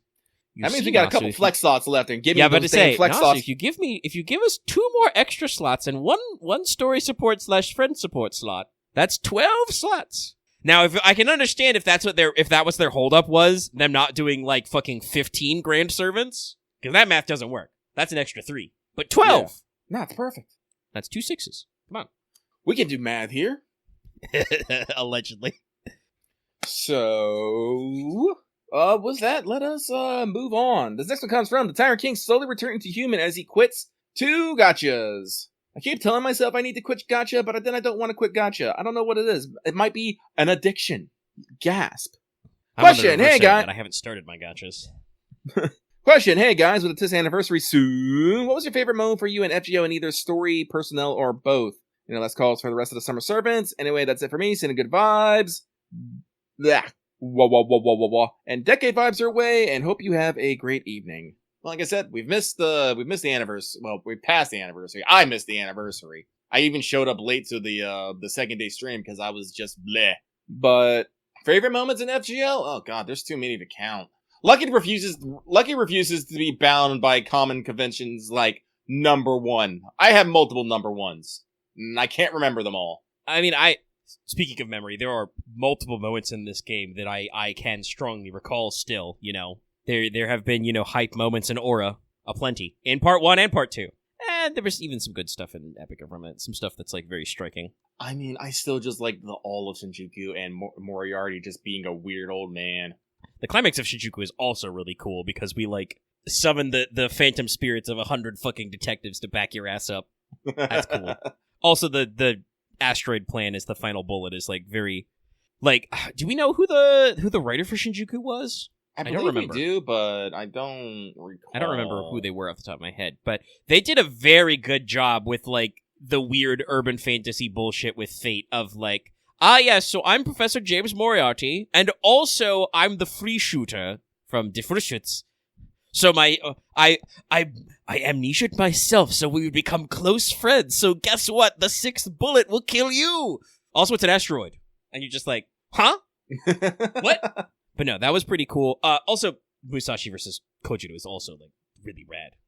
Nothing versus everything. It's such a long time ago, but I still remember when you go to meet Quetzalcoatl and not LB7, and Singularity 7, and you decide to do, you can just yell wrestling moves at you as you get flung at her by Ishtar, and you just screaming, "Justice!" I'm just like, oh my god. I've talked about this before. As much as I love the Babylonian anime, the fact that we kind of just cut that for something super fucking something minimalist really bugs me. Especially when we like went all in with the jokes for Jaguar Man. I strongly suspect that there were some budgetary constraints to the Singularity 7 anime. Because, like, they had some really cool, really memorable sequences, you know, Kingu firing his you know, NP Ushi versus is, like, Gorgon. really strong. Yes. Ushi versus Gorgon was so ball out. The, like, 1-2 punch of, like, Quetz going through both her NPs, first Piedra del Sol, and then the impact is, like, crazy good. But then there were other things that were much, like, definitely felt like almost like cop-outs. Like, we played meeting Quetzalcoatl way too straight, like you said, and, like, we really shoehorned Oreshkigal's NP in there for no reason. Yeah. And it didn't even, like, do it really well. And then, you know, you got other moments like, Gramps just fucking eating a Bell Lamu, and we all just went like, what? Did that actually happen? Yes. But no, like, on Core FGO, like, honestly, Babylonia's got great moments as well. Just, like, we didn't know what the fuck we were dealing with beasts until, you know, Godzilla Tiamat comes out of the fucking ocean, you know? Like, also, I think that was, like, there were a couple of, like, things we got a little weird with the maps, in, like, Camelot, I want to say, and stuff, but, like... Not really. I think there was, like, a couple things, like, I think we, like, did a lot of high map. We hid some of the map in Camelot, because, and, like, whatnot, but... And I think, like, the fog in, like, London, like, moved around a little, but no, Babylonia was like, oh yeah, no, we just straight up have a second version of the map. We have the Chaos Tide. Look at it. And then we got crazier later, but, like, no, like, there's so many really good stuff. I still think about both halves of the fifth Lost Belt a lot. No, like, if we're talking, like, unironically, one of my favorites, just like, all of LB6 is good. It's amazing, but just the climax when you're falling into the fucking worm of fucking nothingness, and Oberon is mocking you, saying there is no help, and you just, like, scream to the heavens, come to me, my sword, and fucking, you know, Artoria Avalon, you know, pierces the fucking heavens to lie by your side. Oh, God, I love it so much. Yeah, no, like, and I mean, it's I think I mentioned this last week as well, but there was an interview with Kitahaga, the composer for all of FGO. He said that the one piece that was the hardest to work on was Oberon's theme, his boss theme, The End, which is like the climax of the whole thing, and it's just like that's pretty great sequence. And like honestly, all the stuff we do about that, fucking again, talking about like the music and then the map themes. There's like 4 map themes in LB6, several of which are like completely different. No, it's so good. Like, LB6 is so good. LB7's really good. Like, there's a lot of really good music moments there. Most of them I found out I've since the soundtrack Six soundtrack has come out and is both in app and like on released on places. Like a lot of those came from the Dinosaur Summer. Yeah. Like searching for treasure. You know, but yeah, the Dino 11 are really cool. Obviously, the dinosaurs like big finishes versus Ort and stuff. Honestly, the whole like. There were parts of it that stretched the technical limitations of FGO, but the whole concept of Ort just crawling up the fucking tube after us. Oh, and the map changing as everything's turning to fucking crystal. Oh, it was so intense. No, there's like so many moments. Stuff. Generally, I would say generally like early FGO, it had its rough points in its writing, but you know, once we hit I'd say about Singularity 6, there's usually something interesting in basically every main story. Like, or at least something interesting or memorable that because like, yes, Camelot has some very strong beats. Stella. We all remember the Stella. Gotta remember Stella. Also, I think that was, that was the first time we saw Sherlock on screen, was Camelot. Yes, because he was only mentioned in London, if I remember correctly. Yeah, we went to his, I think we went to his house in the London chapter, but he wasn't on screen. He was fucking around. Doing stuff. But no, there's way too many moments just to say one is my number one. I can't do it, won't do it. Anyway, let's move on to our next one. This one comes from, I am way too used to seeing temps in the 110s plus Fahrenheit that 108 seems not all that hot. Man, I am sorry that you have acclimated to that. Lucky will die if we get like to 90. Lucky's uncomfortable at 80 and he's not, happy at 70s. 60s is like probably where I can thrive the best. So, no, I can't imagine that. Cannot. I believe we had one day over the past couple of weeks where the temperature on the thermometer was around 100, but that's about as high as it gets here. No. But they say, howdy, Lucky and Omega. Hope you all have had a good week. Question. Following the end of Servant Fest, I have to ask, which dungeon was your fave? I don't actually think about that. Well, if we're talking best cover, it is clearly Iron Whip. Excuse. God, I need her now. She's such a good failure, but I love her. I'm glad I think they've said that for summer she's, was that Huang Heifu? Wait, no, that's not her. What is her name? Shit. Lucky is so bad with Chinese. Huyan Zhou. Thank you. Yeah. Huyan Zhou, people are expecting that she's going to be the welfare, and I'm all like, yes, excellent! Yeah, they showed her slide, and she had the little extra text over her rarity, so people have assured me that's, the whatever actually in Japanese they say for welfare servant. So that is super great. But, like, no, the Fairy Britain one that you get, that when you get to work on your own doujin finally, that one's also very good. Yeah, that's a very strong one. It's not technically a doujin, but the art with the mural that you get, like, that speaks to me. Because the Island Festival one is like, that counts as a doujin CE for purposes of the event. Yeah, no, but just the fact that they got all the individual artists just to do a little doodle, and they're like, here you go. Because if you go to the CE, it'll just list off every single artist that worked on it, and it's like it's most of the fucking names, and it's just like, man, that's great. Yeah. No. And it had the pixelated Nunuses. That said, the Mordred Vlad one, the Everdark is like also like super cool. So over the top. It is so over the top. But other than that, no, I think we'll move on from that. So thank you very much. And last but not least, it is Agent 418 with Hello, Lucky and Omega. P.S. Have a good weekend, y'all. Same to you, buddy. But that is that for the mailbag. All right, that is the mailbag. Well, honestly, there's a pretty good segue in there. I did leave summer final impressions in there. I think I ran through most of my thoughts on the story last week, jawing back and forth with the audience. But obviously, you weren't there. So if there was anything you wanted to say about the story as a whole for summer. I do not. Lucky has lost his immediate, fucking thoughts, so... That's fair. I think the only thing I wanted to remember to ask you about was, at one point in Discord, you said that you'd figured out everything ahead of time. I wanted to ask you, if you recall, what you meant by that. Was it like the everything, or just like a specific character beat? Well, like I said, I figured out it was Artoria Avalon, like 10 minutes before she actually showed up on screen. Okay. I figured that's what you meant after I caught up on story, but... Yeah. The Australia thing, like I said, that one was kind of spoiled for me, but, I, ran, my own personal fact check to figure out when I would have figured that out. And the, figuring out, like, when that would happen. I don't remember if there's any other particular twist that Probably I would have been figured the out. kangaroo. No, I don't actually. I mean, because we already know that this is the lead up to 1 Gina because of future servant knowledge.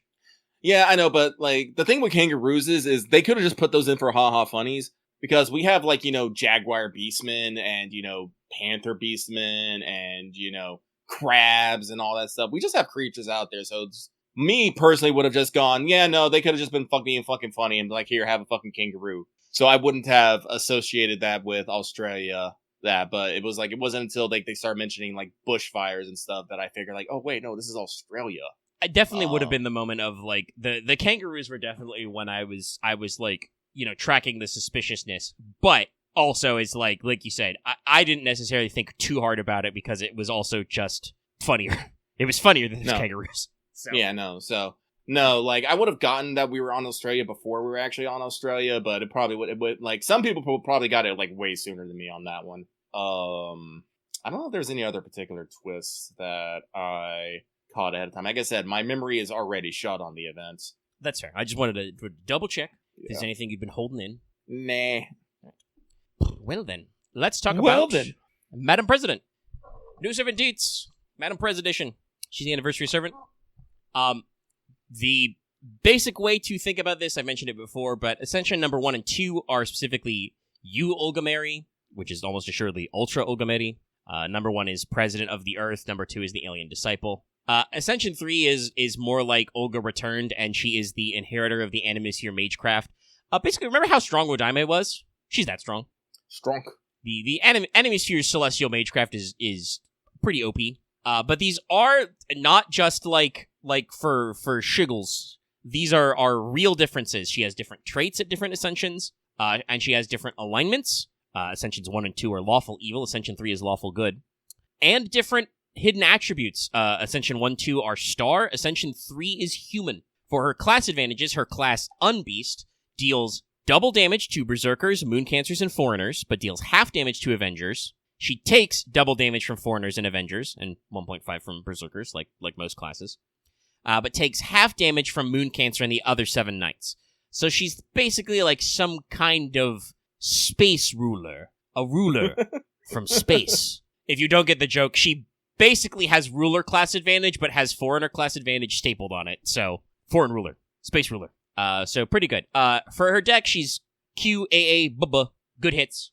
4s and 5s all around. Slightly below average NP gain. It's in the 0.4s. So her NP and passive skills are the same, though she has a different animation between her two Noble Phantasms, both of which are super sick. Like, people have pointed this out. Her Olga NP animation is basically her running through, like, the Lost Belts. Yep. Like, you've got, like, dinosaur skulls, ships from space, Surtur, shit like that. Multiple meteor impact and stuff. Whereas, the third Ascension one is she does the Animusphere Magecraft chant that we're all very familiar with. She is an Ultra Woman, it's true. Has anybody grilled Nasu on how much he likes Ultraman? I bet it's a lot. Shit, now this is slightly unrelated, but it's like, man, I gotta ask Nasu if he likes Death Stranding. Because there's some old school kaiju references in Death Stranding too. I think it might actually be Ultraman that the kaiju tracks are taken from. It's one of the OGs. But her skill kit is different in the two Ascensions. They're similar, but like I said, they are different, so we will split those off into their own discussion. Usually I do start with NP, though. Both of them have crazy animations. Her Noble Phantasm is Buster AoE, Big Buster. It reduces all enemies' card defenses by 20% for 1 turn first, so it gives them 20% Arts, Buster, and Quick Res down. It gives the party between 10 and 30% attack up for 3 turns based on the NP level. So it's 10% all the time minimum. If you're NP 5, it's 30%. Gives the whole party 10% NP gauge. Gives the party a further 10% NP gauge if they are star, human, or living human. Olga is at least one of these at all times. Specifically, her third Ascension is both living human trait and the human attribute. So she always gets 20% NP back off this. These are Excalibur strats. But also has a shocking amount of team support. Its overcharge effect is also that she does bonus damage versus both the human and star attribute. So trust no one, not even yourself. Also, I think we've talked about this before, but star is a pretty finicky, a pretty rare attribute. The amount of bonus damage on it tends to be very rare. So having a servant who is just like, oh, you're a star? Fuck you. Get in the center of the earth. But she also has the same passives regardless of level, which are also pretty well balanced. She has Territory Creation A and Item B, like a caster, funnily enough. She is a mage. She has Divinity EX for big damage plus. She, funnily enough, does have Independent Manifestation, but it's a mark, so it doesn't do anything. She does not get the bonuses for it. But she does have 2 unique passives. The first of which is Defender of Humanity EX. This is the one that gives her a passive, which means that her extra attacks are AoE. So she keeps her AoE extra attacks from her LB7 preview. But also, this is probably the craziest one. If you're fighting an enemy who has the Threat Against Humanity trait, Olga gets a free, one-time, no expiration date, 5k guts, which stacks. You just get a free continue if you're fighting a Threat Against Humanity. It's so rad. Which is super cool. But also, she has another unique passive called Backlight, which is if any guts she gets procs, period, she gets 1-time 3 turns invul, 20% buster up for 3 turns, and 10% NP gauge, but for 3 turns her max HP is reduced by 1k. So again, if she procs a guts, you get an extra little saver. So that's pretty cool. I like this kind of character design a lot. She has one last try. So her first kit, the first version of her kit, is on Ascension and 1 and 2. And if you've played LB7, many of these skills will be familiar to you. The first skill, -2 turn skill cooldowns, and I believe all of her skill cooldowns are 7 turns normally. It's 20 to 30% NP damage on herself for 3 turns, 30 to 50 stars, deals you a new command hand and removes all allies cards, gives all enemies 1 turn of NP seal, and 30 to 50% healing reduction. So it's not 100%, but it's 50%. On the other hand, you do get an NP damage up and 50 stars. Jesus Christ. Second skill is her 300% battery. It's back. It came back. Also comes with +2 overcharge levels for 1/3 for herself, but damages the whole party 2k to 1k. This is a demerit, which gets lower the higher skill level you are. Okay. Also, it's guaranteed not to kill the party. You'll survive with at least 1 HP also. So, they gave it a trade-off, but still her big stonkin' battery in Ascensions 1 through 2. Her final skill can only be used with 100% or more NP, consumes 300% NP, but gives her 30 to 50% damage versus all 7 Knights classes for 1 turn. Just, if you're an original 7 classes, fuck you. This means she does do, 2.5 times damage versus Berserkers. Gives herself 20 to 30% buster up, and the team 10 to 20% buster up for 3 turns, so she gets a total of 50% buster damage up for 3 turns. Also gives the whole team 50 to 100% extra card effectiveness for 3. Obviously, your whole team can't benefit from that a lot, but I do appreciate that it's team-wide, so it's not just you have to get her Brave Chains. Yeah. Gives the whole party 20 to 30% crit damage up for 3 turns as well, 30 to 50% NP gain up for 3 turns. Basically, multiple ways to try and make up for the fact that she has to consume NP for this. And gives the whole team Pure Symbol for 3. So this is basically all 3 of her core skills from LB7, but kind of rebalanced. It seems like she can either be very team support or very selfish. She can fit into either niche. And her second version of her kit in Ascension 3 is similar but much more team-focused. So, for comparison, Skill 1 retains her -2 turn skill cooldown, the same amount of stars, and the same NP seal and healing down effect, but it now gives, instead of the big NP damage on herself, it gives the team charisma, basically, 10 to 20% attack up, and 10 to 20% crit up for 3 turns. So spreading out her buffs to the whole squad. Second skill, instead of being the 300% NP, is now 10 to 20% for the whole squad, and 20 to 30% for herself, so she still hits a 50% charge, but gives the whole team +1 overcharge for 1 time 3 turns. The final skill still costs NP to use. It's just 20 to 30% buster up for the whole team, so not just the 50% for herself, talking about that reflection. But it keeps the team-wide NP gain crit and extra attack buffs, but also gives the team 1 time 3 turns invul, and 3 turns straight up of debuff immunity. But also, the bonus damage she gets is versus all extra classes, so that's 30 to 50% bonus damage versus all extras, including Shielder, by the way. I don't know if this will ever come up. Might matter for some of your grand quests. But yeah, no. So like you said, one of her kits can be very selfish, very self-focused, but her other one basically turns her into a very large off supporter. But there's enough overlap that you can still use her as an attacker or a supporter in either version, basically. Kit number 1 is her aggro kit from LB7, but the numbers are massaged a little to kind of work better. Her second kit basically makes her team off support, but she can also flex on either extra or night classes depending on what you want to do. So, very, very strong factors in all these skills. Very good defenses, but also could be very, very good aggro. She doesn't have any other source of guts besides her, like, story-related one, but means that if you're pairing her with gutsers, you can get a lot out of it. And, yeah, all in all, like, very, very strong stuff there. And again, you know, your NP1 is basically guaranteed. You will hit, you know, if it worst comes to worst, you will hit pity. But also, you could get more. We could be schmoovin'. Schmoovin'. I will say that she is a servant who, because she does have an up to 300% battery, does reward you for going all the way to NP5. And obviously, she's got scaling for it. But it's also probably not required to make everything work. Because her NP2 will probably serve you just fine because, well, her, like, honestly, the way her NP consuming skills work, you need 100% or more to use them.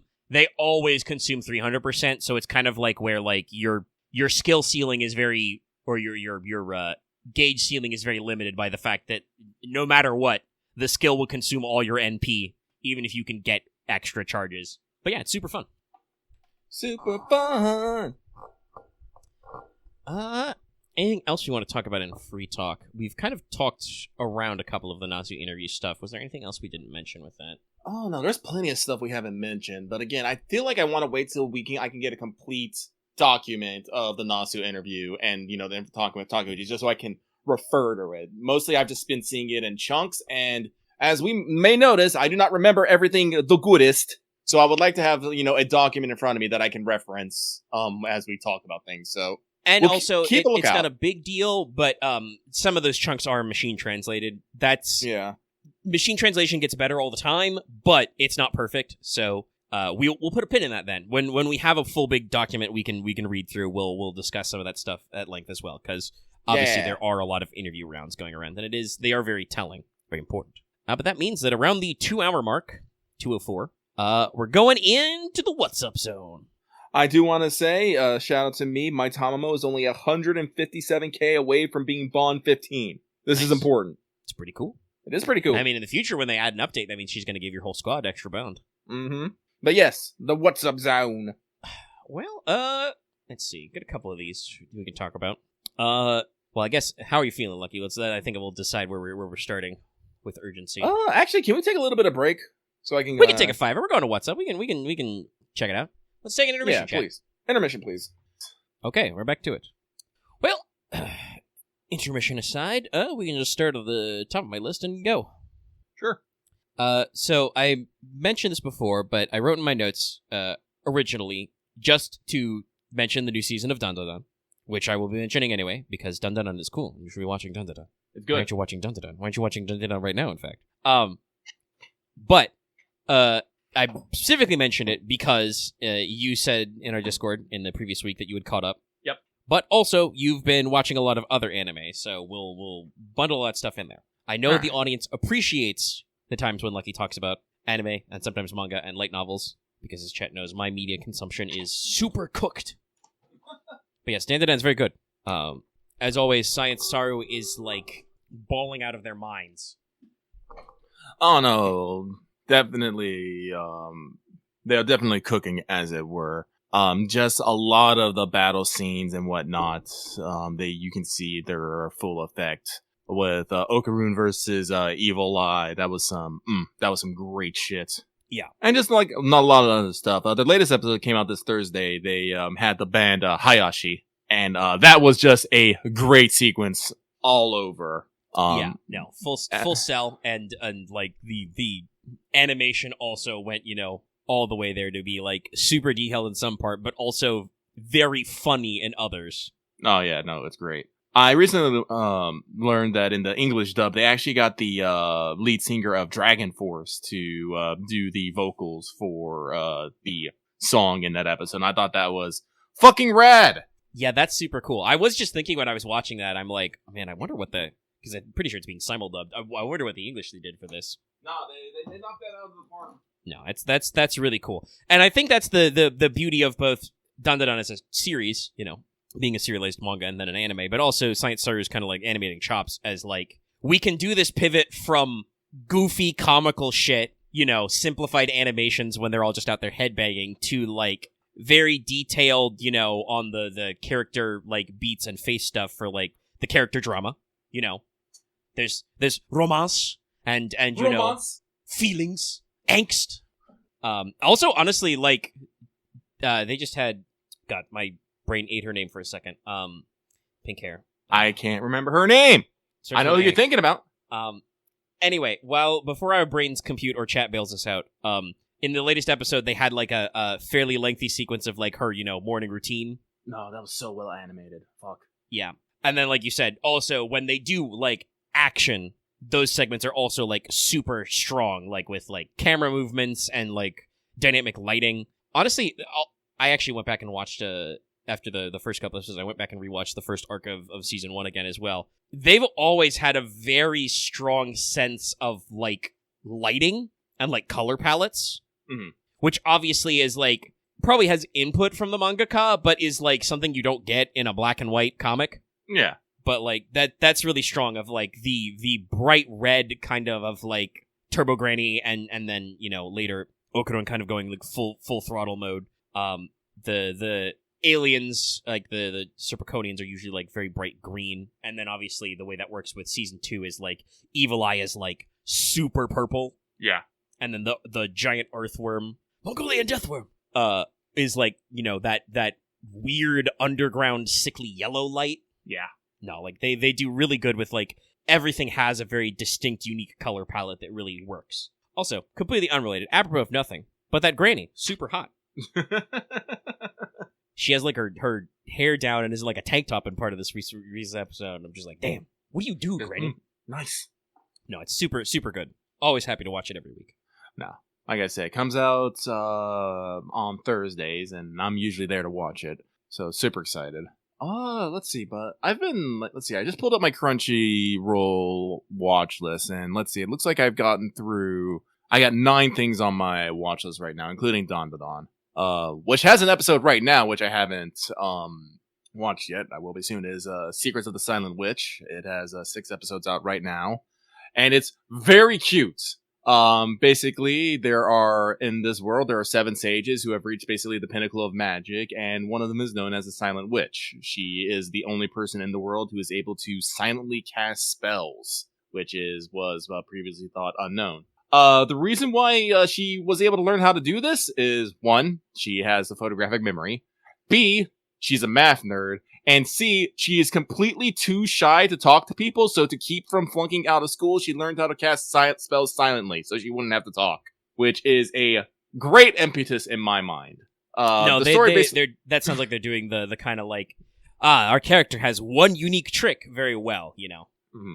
Like I said, because math is somewhat based off of math and whatnot, she's actually a very powerful caster. But this story features her going to a prestigious school to basically guard a prince and weird stuff be happening around there. And it's her kind of, fumbling her way through life as, she tries to make friends and get to the bottom of things. It's very cute, but can also be very serious, and the animation is fairly well done, and the characters are very likable. So I do recommend it. Let's see what else I've been watching here. The Water Magician. Let me see. Actually, does this have a new episode? Because I accidentally fucked up No, it's only at 5 episodes out right now. But this is an isekai story. A guy gets killed, brought over. He basically says he wants to live the slow life.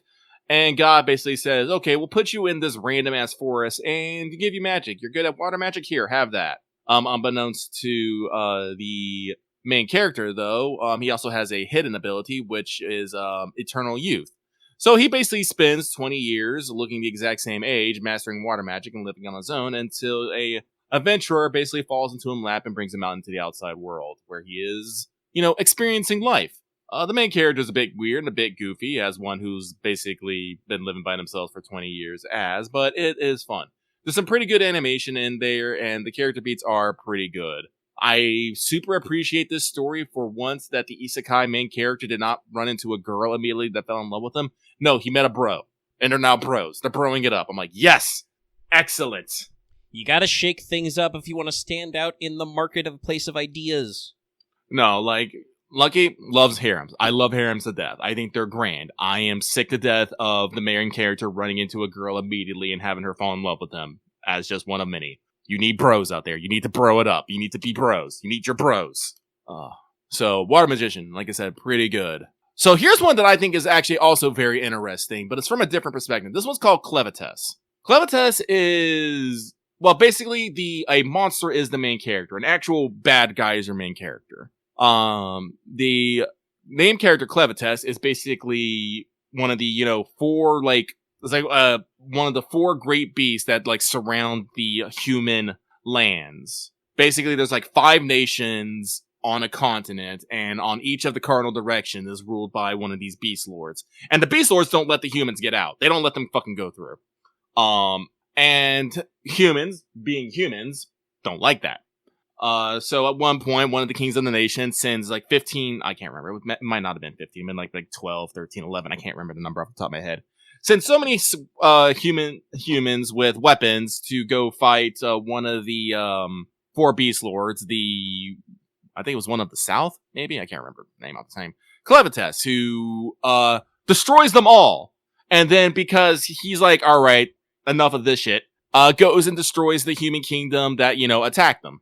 In the process, and goes, you know what, I thought I could be interested in humans, but it's just not fucking worth it. I'm gonna go kill them all. But before he can go, he does that, a woman in the ruined city basically begs him to take care of begs him to take care of a human child, and says, basically, sold him on the fact that it's, a child that, has no guilt for, where it's born and whatnot. And QUARTZ decides, you know what, okay, I'm going to judge humanity upon this child. I will see this child grow up, and I'll make my decision from there. And, so this is QUARTZ, this beast lord, learning how to raise a human child, and, getting to see different perspectives of humanity through it. Immediately after this, he resurrects one of the heroes so he can have, some help with this. I'm not gonna exactly get into, why he needed the help. And then, a little bit later, picked up someone else to help him, and they're just going through, different locations and stuff. All the while, in the background, a war is brewing between the other human factions in this area, because the kingdom that QUARTZ destroyed had the secrets to making the magic weapons that, could fight the 4 beast lords, and, the nations want them. It's it actually gave me, a very good Rain vibe in there, and, just in a secluded area, there's monsters all about, all that stuff. And I very like it, because this is one of the games that I've always wanted to run personally as a tabletop master. It's where it's a bunch of PCs stuck with a GM NPC, but the GM NPC would be the most absolute evil shit, and is the most evil shit, but the PCs could not kill him or stop him, and they have to basically travel with him and keep him from doing bad things or something like that. I've never actually fully fleshed out the idea. It's just one of those ideas that's always been floating in my head. And QUARTZ actually really scratches that itch for me on that of, this creature is bad, it thinks bad things, it's going to do bad things, but, it may not do bad things depending on the actions of those in the party and stuff. So I'm like, no, I like it. I do want more of it. I said it has 6 episodes out right now. I don't know. I should double check to see if it's an adaptation or if it's completely original. So, the next one here is, pure comedy. It is Night, Night with a nya, of the Living Cat. It's fucking dumb, and it is dumb in the best way. It's a zombie apocalypse with cats. Basically a cat got infected all the other cats. Now, if a cat fucking cuddles you, you turn into a cat. That's it. That's the premise. Otherwise, it's just a zombie apocalypse story. It's also hilarious because everyone in the world is a fucking cat lover, so no one can even think of hurting the cats. No one wants to hurt the cats. They're too cute. Of course. No, so it is so dumb, but it's dumb in the best way. And there's a lot of movie references in there too. And actor illusions too, if you're looking for them. Like I said, it has 5 episodes out. Like I said, you're not gonna watch Nyata of the Living Cat and like have like anything like deep or profound or be like thing. It's just entertainment and just being like fucking cats. It's cool. Let's see here. Let's see. Private Tutor to the Duke's Daughter. That one's just kind of shameless harem stuff. If you like shameless harem stuff, you can give it a watch. It's okay. Same thing with the Shy Hero and the Assassin Princesses is funny. That also is semi-harem, but the way that this one based is it's not an isekai or anything, same as Private Tutor to the Duke's Daughter. But the Shy Hero and the Assassin Princesses is interesting in that it is just as much about the heroines as it is about the main character. Hell, I'll even say it's more about the heroines than it is about the main character. The premise of that story is there is 3 different groups who all basically want to kill the hero for one reason. There's an assassination contract on him. The Demon Lord wants him dead. And there's another group who thinks it'd just be funny to kill him. All 3 of them basically send an assassin to put him at his side, except they find out that he's super fucking indestructible, and it's really hard to kill him. On the plus side, he's actually absolutely horrible with people and twice as bad with women. So all they basically have to do is hug his arm, and he will fucking pass out at that point. So a lot of the show is not them actually interacting with the hero. It is them interacting with each other as they try to one up over. They learn about each other, and they discover things about each other and stuff. It is inevitable that they are starting to fall for the hero because while he is a super shy guy who cannot talk to women, he still does the I'm a good guy and I'm gonna do good thing kind of things, which inevitably gets them. Let's see here. Last thing that I've watched recently is called With You and the Rain. This is very much a josei show, basically with an adult female adult novelist who kind of lives on her own in a very minimalist style. Very, very expressionless, very straight with things. The story is just about her. One day she picks up a tanuki who is very intelligent and can communicate with signboards and stuff. And just their life together and very generalized. Like I said, I don't really know how to describe this one. It is comfy. It's like, reading a book on a rainy day kind of comfy. Mm-hmm. I'm sure many people can catch that vibe. Yeah. Like I said, nothing really intense happens. Nothing really sad happens. But also, nothing really happy happens. It's just life with you and the rain. Like I said, but I do enjoy it. But that is what I have watched so far this quarter. Like I said, I have binged all this stuff in the past week. And a couple other things, but like I said, they're not new things. They were older things. I'm trying to clear up some of my damn backlog here. The backlog. But no, like I said, I'm glad that I was able to get in there and get a lot of anime watching done. Because before this, I had been watching nothing. And it was actually starting to get to me a little bit. It was bugging me. But I couldn't find the time to slot it in properly. Then life just said, "Well, we're gonna give you time. Have fun with that, boyo." And I was like, "Great." Yep. Same as it is. Oof. Oof. So it's me sitting up. More like he was talking. It was my turn to slouch. But if that is all your animes, you hurt my eyes a little. It's a little watery. But means next in my list is probably a big one. A big one. Death Stranding 2! 2! It's the excuse me. Sorry. But yes, this is the big Death Stranding 2 one. I've beaten it. You said you've beaten it? Yep. Rolled credits yesterday. Mm-hmm. Not to say that we are probably done with the game. It's 79.5% of other people who've beaten the game. Yeah, well, I'm assuming that's, getting credits roll, because there are several post-game things, effectively. Yes. And honestly, I could have, grinded out some stuff that technically unlocks before the climax, but it wasn't worth it, really, so we didn't do that. But yeah, so this will be the part of the episode where we talk about Death Stranding 2, and if you have not been one of those people who completed the game, and you were concerned about spoilers, plug with your ears, because we're probably going to talk about some stuff. Yeah. So we've talked a decent amount about the mechanics of Death Stranding 2, but we did not really touch on anything in the story. A lot of it was just okay, stuff's happening, we're seeing things, but we'll talk about it when we're all done. and we've made sense of it. So now that we are all done. I'm gonna be real. Even if we're all done, it still all doesn't make sense. No, most of it makes sense, but some of it's still weird. Like, what's the best way to phrase it? Overall, first of all, I guess, high-level review thoughts. Death Stranding 2, feel very positive. So far, it's probably my game of the year. I would still probably say, 9 out of 10 rather than 10 out of 10, because it did not feel... That's the in playtesting, we thought players had it too easy. We decided to make it slightly more contentious.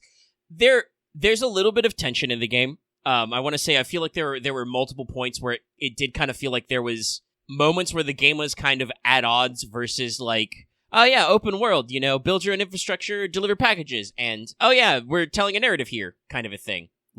There were multiple spots I thought where it kind of had that kind of struggle with itself. Ultimately, it doesn't matter that much. Most of it feels pretty minor, looking back at it with hindsight, because ultimately, if you just beat the game, you just can do whatever you want. Literally, it does the do as you please as the objective marker, Yeah. Which doesn't even have a check mark. You can't ever complete it. You will always do as you please. So, it really doesn't matter, but it is kind of the thing where I noticed some of these things. And there are definitely some things that I think I had complaints of earlier that kind of, work out later.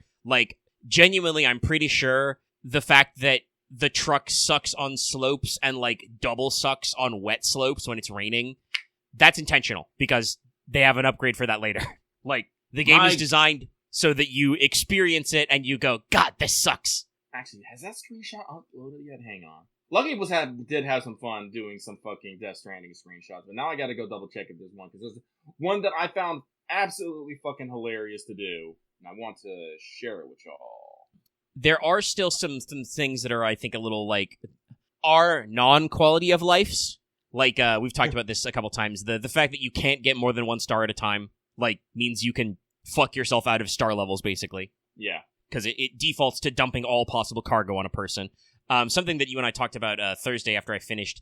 The fact that not everybody has the same kind of, likes curve when it comes to delivering cargo also just means that, pacing out your star levels gets a little weird sometimes. Some people are just every single delivery or aid request is a star. Other places is even if you're getting S ranks, you need to get 2 or 3 S ranks to block out a star rank, which again just kind of makes some stuff inconsistent. I do kind of feel like it is the structuring of the highway and the final monorail loop is a little weird. I guess you don't need to unlock Mr. Impossible. No. Which is also funny because there's 2 of them. They're twins. But you don't need to do that, obviously, to get the full support on making the final sections of road and monorail. But it will be, because those are the, last ranked of the game, it will take you a long time if you don't have access to them. And it also means you can't, jam out on tunes, you can't coffin board around, it's easier if you can unlock it. That's something that I'm kind of I kind of wish we'd telegraphed that a little better, because it is a little weird that, the monorail to terminal not starts at Victor, so, you kind of, access it, way earlier. I guess that you can get started on it earlier? It's just, like I said, some of the stuff feels weird, and it makes me wonder kind of, when maybe they plan these things.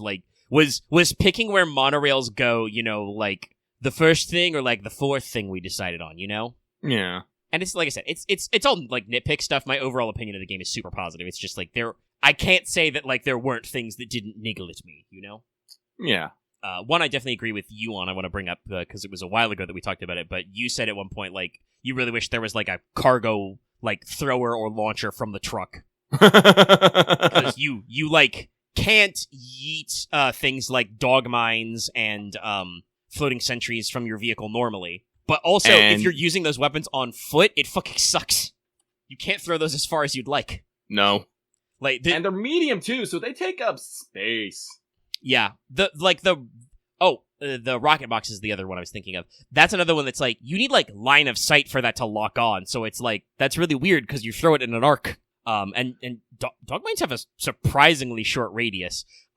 I assume it's kind of that thing where enemy dog mines have the same radius, so it's nicer to you as a player that way. But no, but they're cool ideas, but they don't they're not fully fleshed out. They're half an idea. Yeah, you don't get to utilize them to their fullest. It's Death Stranding 2 is a game that you think, and most of the game, I will say, is like, oh, here's a toolbox. Here's lots of little tools you can use to figure out what you want to do. And truly, there's some wacky, wild, demented shit that you can do. But also there are some things that are just like, they don't truly work like the way you want them to work, so they don't really do anything in your toolbox. And then there's stuff that I still like never straight up tried. I don't think I ever made a decoy grenade. I used one once, but okay. they were How did that feel? Right. All right? It was all right. Like, it is functional. It does what you intend. That's good, at least. I don't think I ever made deployable cover either, the deployable shield. No, I haven't. I never did that. I never used the electric traps either. Yeah, that's another one that's like, maybe if I was doing like a self-imposed like stealth-only challenge, you know? Mm-hmm. But honestly, there's one mandatory, brigand fight where the guys are like, they have electromagnetic shielding. It makes them resistant to bullets from the front. Doesn't stop trank shots to the face. Also, the heavy machine gun is still kind of my goat. It'll eventually get those guys. Eventually. They can't electromagnetic themselves forever. The deployable chiral shock cannon was also really good at taking out those guys. It's a little awkward. You can't, you gotta like tripod it. You couldn't like hip fire it. Considering that while Sam can't stow it, Sam can pick up the heavy machine guns of ghost mechs and like hip fire that. That's always fun. That's very fun. Yes, I love that a lot. But it's like, it does make me go like, so are we sure? I mean, I guess for the tar cannon it makes sense because it's got to like pump tar out of the ground or whatever. But like, are you sure I can't, predator fire this laser gun? It's okay. Speaking also of like redundancies, like the rocket launcher and the mortar gun, like I don't know what those are for. I never got those to work well. I heard some people online say that the mortar launcher is really good for the like floating jellyfish BTs. I can see that. Which yeah, I could see. But you know what also works on those guys? Heavy machine gun. Yeah, anything works on those guys, honestly. Yeah. But I don't think the rocket launcher does work because it's electrical, so it doesn't do anything to BTs. Oh, that's right. So yeah, that's another one that's like, I guess probably ghost mechs, but I don't know. There's a couple of ideas that are a little like you said, they're a little unpolished, they're a little uncut, but they're still cool. And then like we said, there's just stuff that's just like wild. The coffin board, the battle guitar. I love the battle guitar. It's so dumb. Yeah, but so like there's a lot of little things, and obviously I think that like post game there's plenty of thing to be done for like perfecting your logistics, finalizing all your monorails and highways now that you don't have to worry about the chiral network being, going out, being able to use your coffin board anywhere. So like there's definitely rewarding to it. So I did unlock 100% network coverage, but I have not gone up and leveled up everybody's stars to see all the unlocks.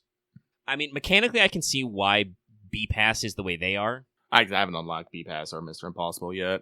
I've been taking a break from Death Stranding 2 because I put a lot of time into it. That's fair, yeah. So B-Pass's thing seems to be they're a concerned group of people who aren't sure about putting everything on the A-Pass network. Funny how that it's works fair. out.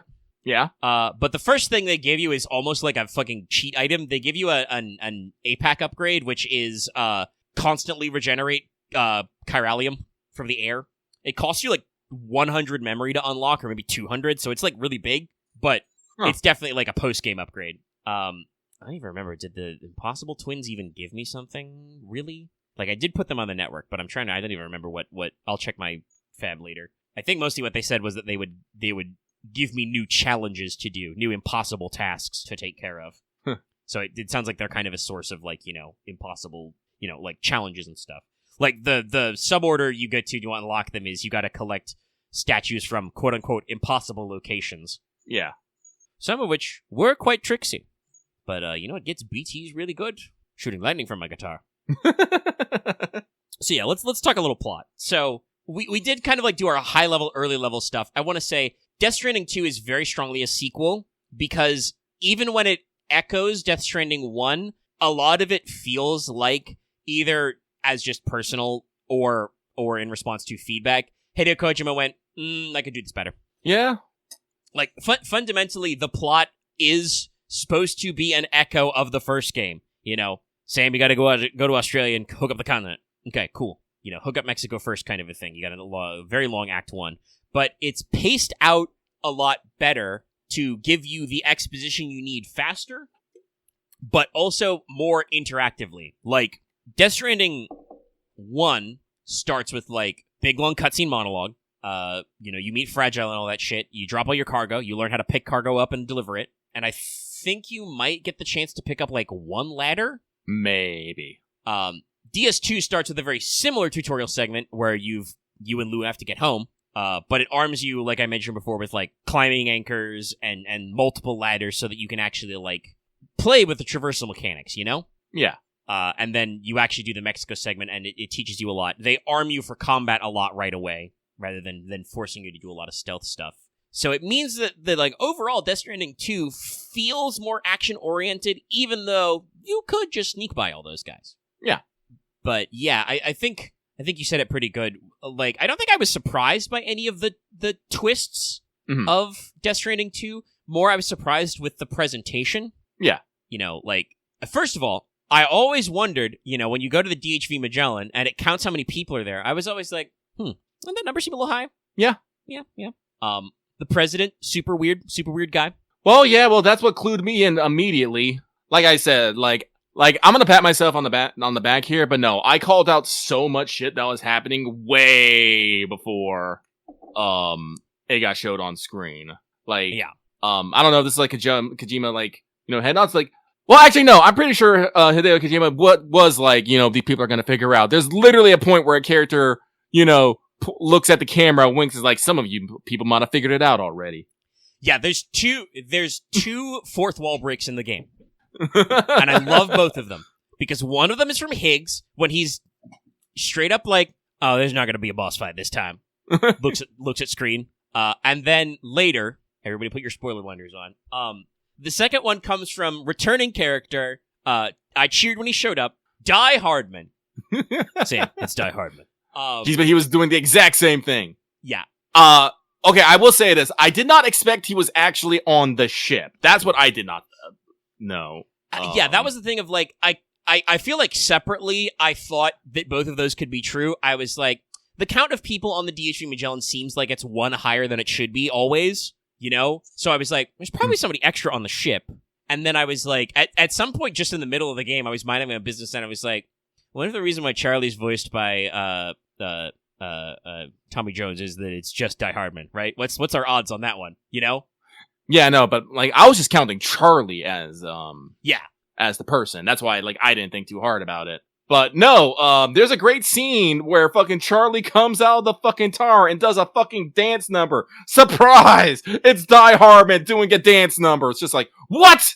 Also, I love the meaning of that. So he shows up in the... Okay. We should probably unpack a little in logical orders. To context this Okay, scene, true. So, they did a very interesting thing that I appreciate. There's effectively two groups of antagonists in the game. Like, ultimately, hey, it turns out APAS is bad. The sinister AI thing we all thought was creepy at the start of the game, not good. But it's not good in a very Kojima way. Because not only is it a computer AI algorithm, on the beach, which isn't good, but also it's 4,000 people. That's why it's called APAS 4000. Yeah, I don't know why he got in there, but yeah, that's why it's called APAS 4000. Yeah. They are, the APAC is the 4,000 people. They are the company. No, like, again, I pegged this, like, fairly early because, guess what? We were not the only ones who thought something might be weird with APAS. No, Drawbridge as a company was, suspicious of this at the same time, but I caught on to this real early when I noticed there was a visual tell whenever you linked up the shelters or whatever knots and stuff. It would always have the APAS logo, and then over it would go the Drawbridge logo. I can't remember if it was either lowering the bridge or up in the bridge, but it would always be put like Drawbridge between whatever was going on in APAS. So it's just like, I bet the animation is the bridge goes down, because when Die Hardman does the thing later, the bridges come up, which I think was a really... It says a lot about the themes of this game that we renamed our major organization from just bridges, we must connect, to Drawbridge. We can connect or sever connections if needed. Yes. But when we started having private talks with the privatization, and he's talking about America had a unique gun culture and stuff, and he's talking the stick in the rope and stuff. The stick in the rope and stuff. I'm like, no, you're the bad guys. I can tell immediately. I I'm pretty sure you're just some sort of weird simulation and stuff, because you're giving me half-truths, and you are deflecting blame way too much. Also, like, they try to, like, put that shit on Charlie, but it's like, we first start these private conversations because we figure out that APAS and Higgs are connected somehow. Like, yeah, he's got access to advanced technology that's from the servers. Yeah. And I'm just immediately like, no. Like, I don't actually, like, at that point, like, I'm not sure you exist. You don't talk like a human. You talk like a propaganda machine. It's true. The president is the face of APAS, but he's also, like, very, like, specific, right? Yeah. So that, like, got me, because I believe this was in the chapter Puppets, wasn't it? I think that is, that is the one where you start having these private conversations with the president. Yeah, no, because I remember at that point, like, I started, like, wondering about other things, like about Higgs, and sure enough, like, one cutscene later, I was like, yeah, no, I was right about Higgs. Son of a bitch. He is not actually here. He's just commanding a fucking puppet. Yeah, he's a ghost mech the whole time. Yeah. He is a ghost inside the machine, which effectively all of APAS is. They are all a ghost machine. It's just the ghost mech they're possessing is the fucking beach servers. Oh, it's so wild. But so, basically, the two antagonistic forces, because obviously Higgs comes in at the very end and tries to scoop everything up to do his own thing, because he's Higgs. I can't Honestly, believe they thought he wouldn't do that. I know. Apparently, he almost didn't make it, though. Apparently, he'd been on that beach for, thousands of years and was just about to end it all. Ooh. That's like such a good scene, though, of him just talking about it. Well, that's also the first time I noticed. I mean, it's mostly because it's the first time we see him, but did you catch this, Lucky? Visually, Higgs has made himself look like Amelie. Yeah, no, his hairstyle and all that stuff, yeah. Yeah, his hairstyle silhouette, and he's wearing her kipu. It's like, you can see his kind of, like, weird codependency stuff, He is a cultist, basically. Only God told him to fuck off at the end of the last game, so he was having a very bad time. So APAS, unlocked his beach and let him do ghost mech shit, and that's why he got to do some very fucked up stuff, like making us do the microwave hallway again. Only, there was no happy ending. Well, there was a happy ending, but we didn't get the happy ending. No, we had to get bailed out by the girl squad. Because Sam kept getting killed and repatriated. Trust me, I tried. I looked around while in the scene. Honestly, I'm very surprised there wasn't, like, more weird stuff in the scene, because you can move around a lot in there. Yeah. But yeah, no, he just set us on fire with an eternal flamethrower. Sucked. It sucked a lot. But yeah, no, like, so basically the way I'm thinking of it thematically, the two antagonists of Death Stranding 2, to kind of complement the one antagonist of Death Stranding 1, is on one side, you've got APAS. APAS is a bad guy because their plan to survive Death Stranding, to overcome extinction, is, it turns out one of the dozen things that Hideo Kojima has watched or read is End of Evangelion, because they're even like spooky black monoliths, just like the Seeley Council in Ava. They want to do instrumentality again. They're like, our plan for us all to survive is to abandon our flesh and live forever in a state between life and death and monitor the universe. Because we are both alive and dead, we can control the BTs, so they will never have a void out. But also, that means we can observe whatever species comes after, so they can evolve. But if they would become apexes, we'll stop them. And it's just like, so we're just gonna be stuck here forever? That's stagnation. That's not great. Yeah, I understand, like, part of it of, like, we will escape death by abandoning our flesh. Cool, okay, what are we gonna do with that? That's the plan. Nothing. And it's like, nothing. No, that doesn't work. We're just gonna fucking spawn camp the Earth as ghost servers, literal machine ghosts? No, that doesn't work. That's not good. That doesn't do anything. Like, and that's the part where I was like, this is the part that is very much, like, about COVID. Like, the ability to connect or not connect is very important. But also, man, some of us got, like, real crazy about just, like, offloading our everything, like, into the network, Yeah. But on the flip side, Higgs also shows why you should sever connections. APAS was like, oh, well, we figured Higgs would be like us. He's like a ghost now, so we'll let him into our cool ghost club. And Higgs is like, hell yeah, cool ghost club. Anyway, gonna do some terrorism, gonna cause the extinction event. Bye! Sucks and stuck. I'm gonna summon a giant BT to finger poke your servers. Fuck you. Like, and that I think is like, the moral of that feels like, yeah, no, actually, you shouldn't connect with everybody. Yeah. You shouldn't share opinions with every single person. Some people do suck, actually. And you should not be friends with them on Facebook. Because, like, ultimately, it's Die Hardman power bombs his way into the screen and reveals that he's been planning this the entire time. It's draw a bridge, because you can make connections or cut them. Because he comes in with I love how he comes in at the end to basically summarize it, because while I'm sure Sam refutes APAS, like, he asked it questions like, what's your grand plan? Die Hardman basically does, like, a Captain Kirk style speech. The Kirk summation that TV Tropes does. Sam can't do that. No. Like, Sam's great, and, like, I think at the end of the climax of the game, like, the motion capture work and Norman Reedus does a lot to show Sam's emotions. He's still a little too much of just a normal guy trying to do his 9 to 5 to like do this shit, you know? As we say, Sam's a truck. Yeah. But, like, you know, Die Hardman comes in and he's just like, Sam, it's me. It's Die Hardman. I've been here the whole time. I worked with Lockney to create a secret function of the Cupid. We'll continue to use APAS as a tool. Machines are tools, you see, because what humans want is freedom. They want the ability to choose for themselves, to choose to make communities, to grow, to have children, and pass it on to the next generation. But he shows this by showing up out of nowhere and doing a dance pop rendition of BB's theme, which I would like to remind everybody is his old boss, Sam's dad, Cliff, his preferred lullaby. So, like, Die Hardman shows up, sings his boss's song, and fucking blows APAS out of the water. It's so good. I love that he throws in, I said it earlier, but he throws in a good God. I also love Die Hardman's fashion sense in this, too. Like, he's dressed in, like Japanese Hakama pants with, like, tied-in boots and, like, has a sash and, like, a turtleneck. Like, nah, it's great. He's so dripped out. No, it's so good. But that's it for APAS, right? Like, we don't actually fight them. The president gives us, like, the entire speech, and then Die Hardman just shows up and is like, actually, no. I knew you did all of that. I threw that shit before I walked in the room. He really did. He threw that time. I did the shadow cabinet joke at the start of the show because Tarman talks about it and he's like, oh yeah, I hit him in what I called our shadow cabinet because that's a government reference. You know, it's about, I think it's specifically in like Japanese parliamentary politics, but it's also in some other ones where basically the shadow cabinet is basically like when you've got a like prime minister or executive branch that's going out of power.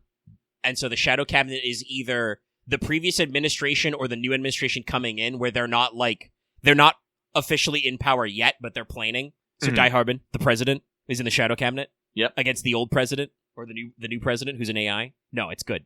But he basically shows up, tells APAS to fuck off, taps everybody on the shoulder so we can all, wake up. Yeah, because everyone but Sam was in this weird illusion. Yeah. Which Sam technically was too, because you get, sucked into the beach to, walk around and, talk to the president, APAS, even though you're still on the bridge of the DHV, Die Hardman's vessel. Die Hardman's vessel. And that's the second mug when he spells it out to the camera. I didn't catch that. I just said, DHV been chilling? Sure, cool. Let's keep rocking. Yeah, that's another one where I'm like, it's more of a, when he says, it was a double meaning, you see. It was also Die Hardman's vessel. I went oh. That's cute. But yeah, so that's it. He basically just snaps his fingers, gets a thumbs up from everybody, and APAS is cooked. But that just leaves room for literally Higgs in a false flag to appear as the robot samurai. Who previously who previously was fucking apparently just a dead man's corpse, I guess. I'm still not sure how that one works, because that's fucking ghost mech tech he's using, and I'm just like, what? Yeah, I don't... Because later it just shows, when it unzips the bag, it just shows, Higgs's, red mask. Yeah. So I don't know if that was, an illusion where he showed Dead Man's face, or what. No, because that was one of my thoughts earlier, because, earlier I checked, it's just Dead Man and stuff. But my other thought was, my thought it was that APAS had somehow hijacked Higgs, and Higgs was running around as the Red Samurai to try and get some revenge. And like I said, that didn't exactly come to pass. They were actually working together, but like I said, Higgs did technically show up as the Red Samurai, so I'm still gonna call that as a fucking I was right in my books. Yeah, that's one that I didn't think about. My running theories were either it was Deadman or, especially from the first trailer, I was like, is like the samurai somehow associated with Lou? Was that like Lou's ghost somehow? No, don't worry about that. No, I mean I was originally, but I guess I just changed mid thing once I got involved in stuff because the Red Samurai shows up before everything with Lou. Well, as everything with Lou is going down, so I'm like, yes. But no, I think it was Higgs the whole time, which by the way means he choreographed a fight scene against himself. Of course he did. Because he says as the Red Samurai broadcasted you from the beach, same as it ever was. But he grabs Tomorrow, and this is a part which obviously I think you and I knew this fucking hours ago, but Sam didn't catch it. So Higgs yells it out from the rooftops. Oh, Tomorrow? Yeah, she's very important. She's an extinction entity. Also, she's your daughter. Yeah. Bye. This is another one of those ones where I thought it says either going to be this or it's going to be that, and turns out both was right. Because I was just like, okay, so either Tomorrow is an extinction entity or that's Lou from the future, and it was both. Yeah, that's kind of the same spot. I was like, I think I put together that it could be both a little earlier when I saw her abilities. I was like, okay, so clearly this girl. Actually, no, I think it was from the trailers from seeing her abilities. I was like, so this girl's going to be the new extinction entity. That's why Higgs is after her. But then also when she shows up in the story, I'm like, so this is Lou, right? This is time-shifted Lou who didn't die? Mm-hmm. And the game tries its hardest to throw you off that because you have, like, quote-unquote, BT Lou in the pod, and then, like, weird angel ghost Lou when Sam sleeps. Not to mention that someone... The beach is weird. Also, there's someone watching you when you're in BT zones. Yep. Like, it doesn't happen often, but if you go into BT zones, occasionally the camera will blink as if, someone is watching you. And it's just like, They never actually fully explained that one. Yeah, that one, I mean, I think in the first game, it's only when you enter the zones that it does that kind of blink effect, but it does recur, yes, in the full game. Or in the sequel, yeah, in the full segments. So it's weird. There's a couple of things that could be, but I'm okay with it being open-ended. Like, because this game doesn't have to explain everything, but like so, and then there's the other stuff that's like, first of all, shout out to Neil. No, Neil's story was great. Honestly, I'm gonna actually go look up some of I think his name was Lucas Martellini. I'm gonna look up some of his films because fucking the way that he acted in some of those scenes, like especially in like once you like do the third fight and stuff, it's so good. No, he's a great actor. Like, and I thought it was very telling.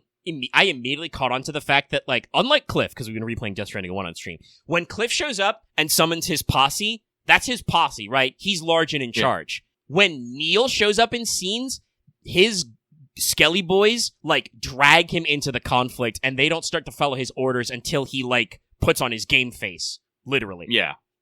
Like, so I was obviously like, so there's something thematic going on here with, like, why Neil is doing this stuff. And that was a one that I was like, I won't say I wasn't, like, surprised, but it was definitely a moment of, like, okay, I have to see how this plays out, because it starts trying to set up, like, oh, we're gonna reinterpret Sam's backstory with his wife and an original unborn child as, like, okay, we're heavily implying that was Lou the whole time, which is an unnecessary retcon, but works. I mean, they didn't actually explain where BB-28 came from, so I don't know if it's actually a retcon. Well, yeah, I guess the part that would be a retcon is and it's probably not because it was never proven, but the idea was that, like, oh, Sam, your unborn daughter died when your wife committed suicide. And then it's obviously, like, people apparently already thought that might be a cover-up. Yeah, no, like, I don't know if it was necessarily a retcon, if it was well, actually, I guess it could.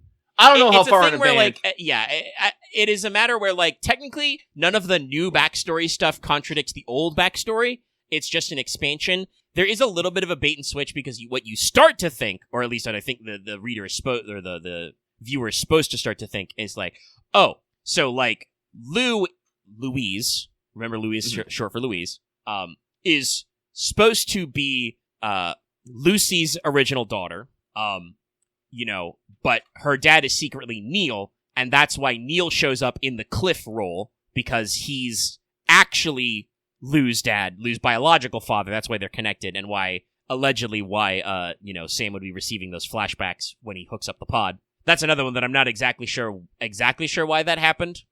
I think it's because, like, I think we're doing something sympathetic here because we're still using the pod, and I'm pretty sure whatever is Neil's ghost is literally attached to Lou. Yeah. / Tomorrow. So, yes.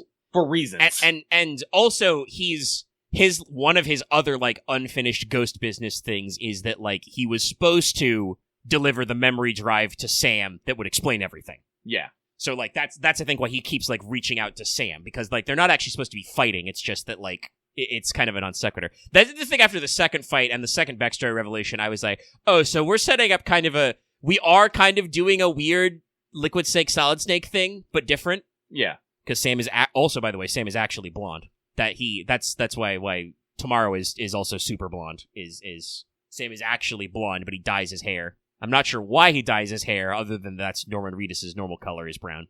But, like, my immediate thought after the second round of Neil fight was, brother! We're not literally brothers, but we're, like, thematic brothers. But yeah, so Tomorrow is Sam's kid. She's also Lou, but also the original Louise, who was put in a BB pod as part of a cover-up because they wanted to take the firstborn child of a repatriate, and that absolutely tracks. Old Bridges was super fucked up. Yep. Going through that whole thing. And they run through that whole sequence. And like, technically we did the thing where, like, Neil becomes, a character who was there the whole time, because you actually see it in the post-credits, or the pre-credits, actually. But there's a little interactable segment where, I think it's because he has dooms, but Neil's body necrotizes rapidly, and he becomes a BT. Yep. And he is the BT that causes the void out by grabbing Sam. Yeah. Which, personally, I think is a great touch. It finally explains it, because it was talked about in the previous game how Sam was the only survivor of a void out because, and it was his wife that, caused the void out. Yeah. So, honestly, Kojima might have had some of these details in his back pocket for a while. I wouldn't be surprised if, like the run that Lou is Louise, like, the whole time, that was probably something that he was, like, thinking about, leaving open-ended, because he wrote the first game so that the timeline works out. Like I said, nothing that happens in 2 properly contradicts, what goes on in 1. It just becomes a whole cool loop. The part that is, like, interesting is, like, that, and I think it's very neat, that obviously, hey, not only as the extinction entity, but also as a high-level doom sufferer, Tomorrow / Lou has some freaky powers.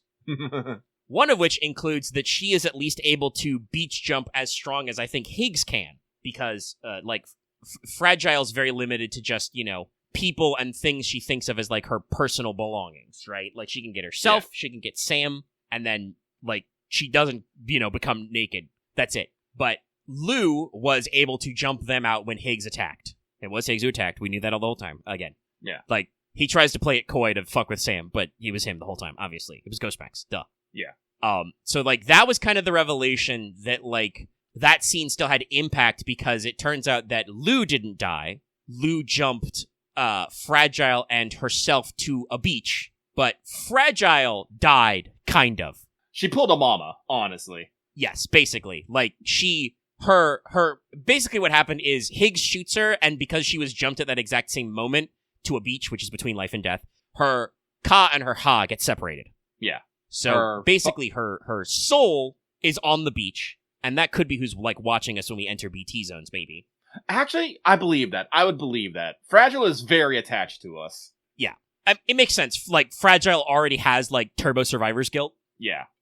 And, like, when she realizes what's happened later, like, she forgot about it in the trauma. Mm-hmm. Like, when she realizes later that her Ka and Ha have been split up, like, she also is, like, she gets, like, weird time traveler's guilt, because she's like, Sam, shit, I fucked up. It's my fault that you won't experience your daughter's childhood. She's like a grown ass woman now. Shit, it's my bad. And I'm like, no, it's really not your fault, Fragile. No, that's fine. But basically, Fragile is like you said, she's like Mama. She's basically a zombie the whole time. She's effectively dead, and we're just waiting for the clock to catch up with her, which it does in the climax. She just said she wanted to spend the last of her life traveling with Sam, and I was like, ugh. Yeah, which is a deep bummer, because, like, I kind of figured that was going to be where the kiss would happen, but like 2, we basically redo the climax of Death Stranding 1, but better. Yeah. Because they go, okay, to find the beach where Higgs is, it's not his beach, because Hartman knows where that fucking beach is. It's because he's on A-Pass's beach, but it's like, to jump to the beach where we need to go, we need to find a very strong connection. Okay, we'll take the ship back. Nope, tar currents are fucked up, can't do that. Sam, this is tar, man. The tar currents are real fucked up, Sam. You gotta go through the plate gate, Sam. So I just, because there was music playing, I just jumped on my tri-cruiser and auto drove my way all the way back around. You don't have to do that. You can shortcut back through the icy area where one of the ghost mech factories is. Yeah, that's what I did. That's probably shorter but rougher, because that area is like almost always under timefall/time snow and cold. And I didn't realize it, but there is a 3 Bestia fight in that zone somewhere. I didn't trigger it on the way there, but one time when I was gonna try to figure out how to do Mr. Impossible stuff, I did trigger it. And I was like, oh, okay. And I think they're stronger Bestias too, because they kick the ass out of my fucking Octopoid. Could be. Wouldn't be surprised if they were bigger, stronger guys. Maybe they're like Higgs' old golden Bestias. I could have swore they had this gray thing around their face that normal Bestias. That could be it. Yeah. But yeah. So like you cruise back, you get free music, you get throughout the climax of the game, you get 4 soundtrack tracks all back to back, which are really great. I was waiting for the full version of To the Wilder, but then they hit me with To the Wilder feat Ellie Fanning. Yeah. I was just like, holy shit, it's a really good duet. It really is. But no, so you go all the way back to the first zone. You have a super giant BT fight, which is super cool because it's the crab.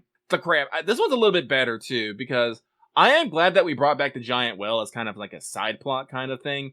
But I remember fighting the giant well in the first game was kind of a pain in the dick. We did not have as many tools to do it as we did this time. Honestly, I had this thought, I think it's because it's mostly a leftover from the game, and like you said, they're less annoying because you have more tools. The concept of the BT, Tarzone fights is a little, awkward, because, Sam's mobility is restricted, and he's already not super mobile on foot. You do have your, dodges now, which are better. And did you ever try the stabilizer? I have not. I've been trying to level up the dude, because I got the level 2. I'm hoping there's a level 3. There is a level 3. If you do try that, I went back to extra ammo packs, but if you do try that, that does give you cool low gravity jumps. Oh, shit. That's rad. Yeah, so, that's another thing that, if you start sprint jumping on, rooftops in BT tar zones, you can get some distance, but it's still, really awkward, to do some of those. But I can't really complain, because basically every BT fight has an easy mode now, which is called Summon My Own BT. Because they take aggro for you, which is, I think, the thing that makes it really good. Oh, yeah, no. When you have a BT out, the other BTs will literally walk right past you. Not do a damn thing. And that lets you get your chip damage in against even the big HP guys. And also, the crab is really interesting because he is like a video game ass boss. Oh no, he has fuck me lights, he has a giant weak spot on his back. He does have a grab that will instantly eat you and cause a void out. He got me with that because I was distracted with it, but if you get a void out, it's just game over. You don't come back. Yeah, you just reset. Yeah. You just reset. Some of those are not, because the manta ray type guys, those have an instant kill, suck up, void out. That does not game over. You do the void out. You just void out. It took me 3 tries, but I was able to get that fucker finally. Got him in my Pokeball. Yeah, that's it on my list. I got to go back and catch that guy because I fought that thing a couple of times, but I did not have the advantages to get it. I actually went on one of the side buildings to get the height, and his mouth is not the laser thing. No, it is just the front of the area, because that's where I pegged him with it and caught him. I think also the hitbox, they say throw it right down its throat. The hitboxes are generous. I think I got the crab on my second or third throw from just vaguely the front area. Also, hey, by the way, you can capture the final enemy BT also. Which is great. I love it. Yeah, it's rad. But no, he has an ad phase because he can spawn the jellyfish. But no, I just summoned my buddy Ketis. who did a real kaiju fight just flying around that guy shooting his chiral laser bombs. I didn't summon anything because I didn't want to risk my BT taking out the crab. So it took me a little while, but he's got it would take a lot longer, but he's Crab has a lot of HP, and his critical zone is pretty generous, because it's still, like, his, like, back third or quarter, so, like, you have plenty of time to react. I think, like, actually, I had only, like, 20 or 30 seconds left on Ketis when I hit the red zone. So, like, it still takes a while, even with assistance. But yeah, like, that's a lot better, and then you sprint all the way back to your shelter, where it all began. All the while, I knew who it was because it had an H, but Higgs is fucking with you. Yep, sending you photos and stuff. Then he just sends you, then starts mocking you, and it's like, damn, Higgs. Listen, like you said, Higgs has been on his beach for, like, what felt like 1,000 years, so, like, unable to move on to the afterlife, Also, again, kind of probably saying why APAS's plan is not great. Because Higgs already did that and went crazy. But yeah, you go back, there's a really great moment, because, like, this game does do the kind of, like, unreliable narrator thing, but it does it well. So, like, we kind of talked about it earlier, but, like, lose pod, be it the BB pod, empty the whole time. Empty the entire time. Not even the baby BT in it at all.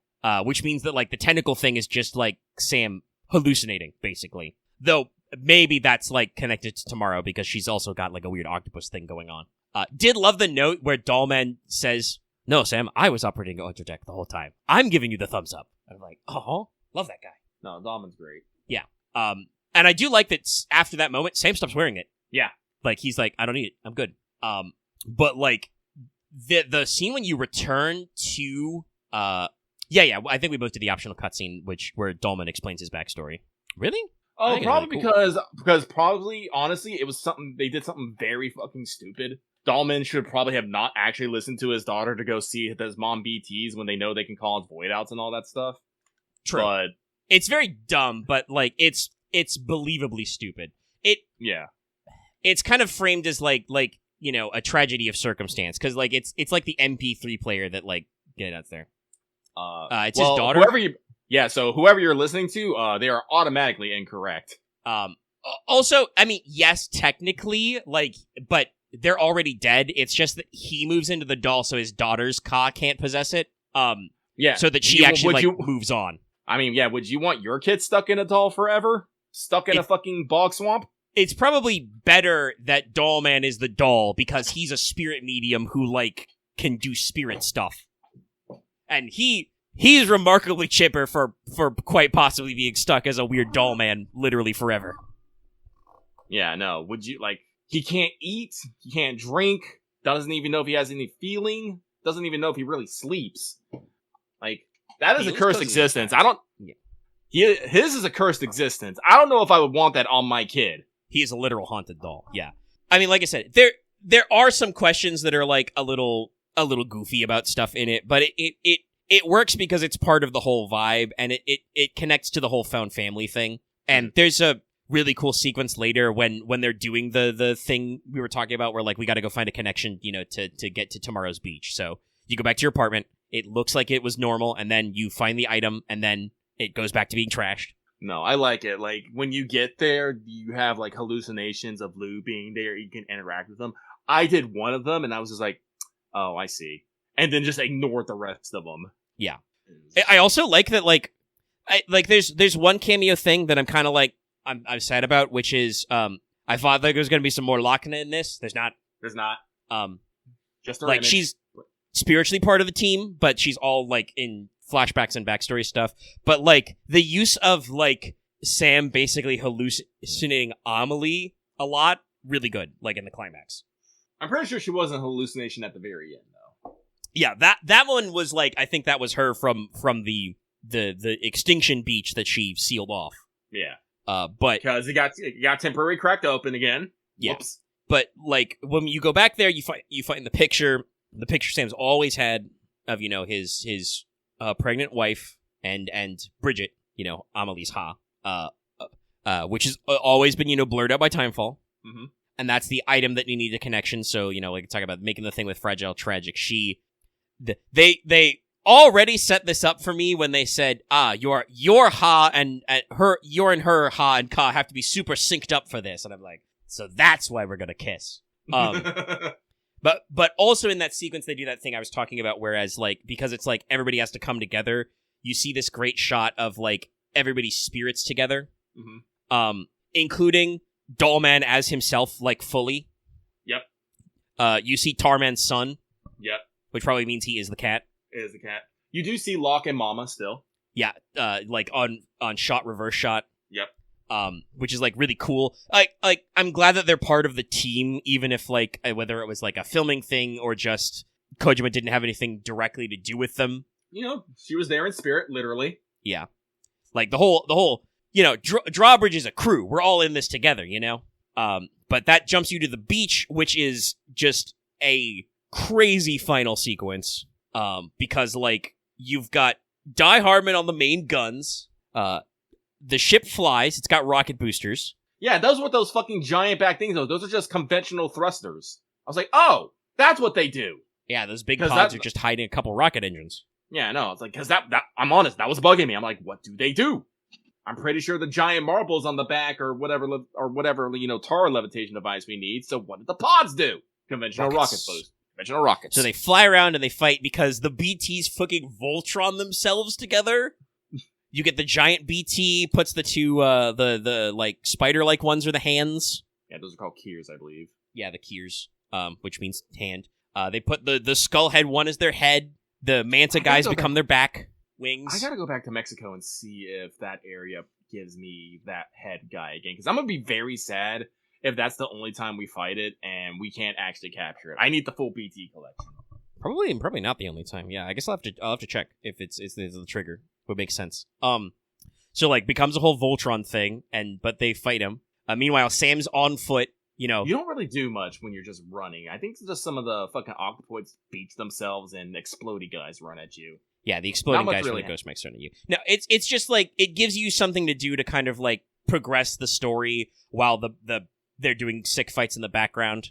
And then there's like a phase 2, which was spoiled in the trailers, but still is really rad. Where like at points at this, like Deadman and Heartman are just switching off. Yeah. Like, it's just when the glasses are in shadow, it's Deadman, and then it flips back to Heartman, which is really cool. But, like, basically, Deadman is using his Doom's power to, like, take over the body of a giant BT, and then through that, Heartman just, like, has them fucking put, the head of the DHE Magellan on the giant BT Voltron body, so they become a gianter mech, and start fucking fist fighting the giant BTs. It's so dumb. But all of this is to set up basically a 2-phase final boss fight for you, which is first 3-phase.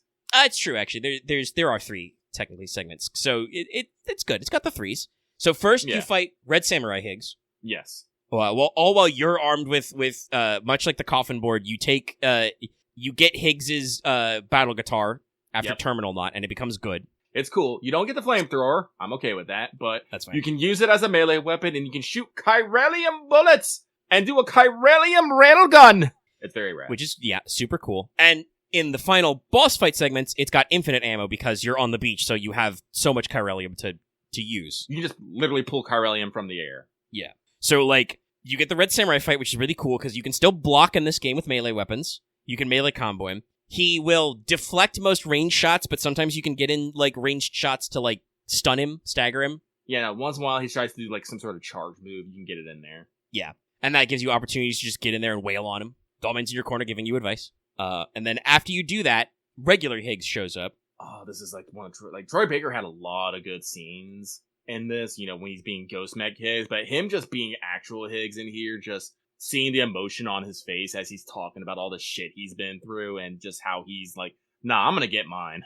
Just like, oh god, so good. No, he's got great body language back and forth, and like I said, this was the moment where I was like, oh shit, he looks just like Amelie. Maybe that's why they showed Amelie so much as like a weird ghost or hallucination to remind you what she's looked like. And I'm like, oh, weird.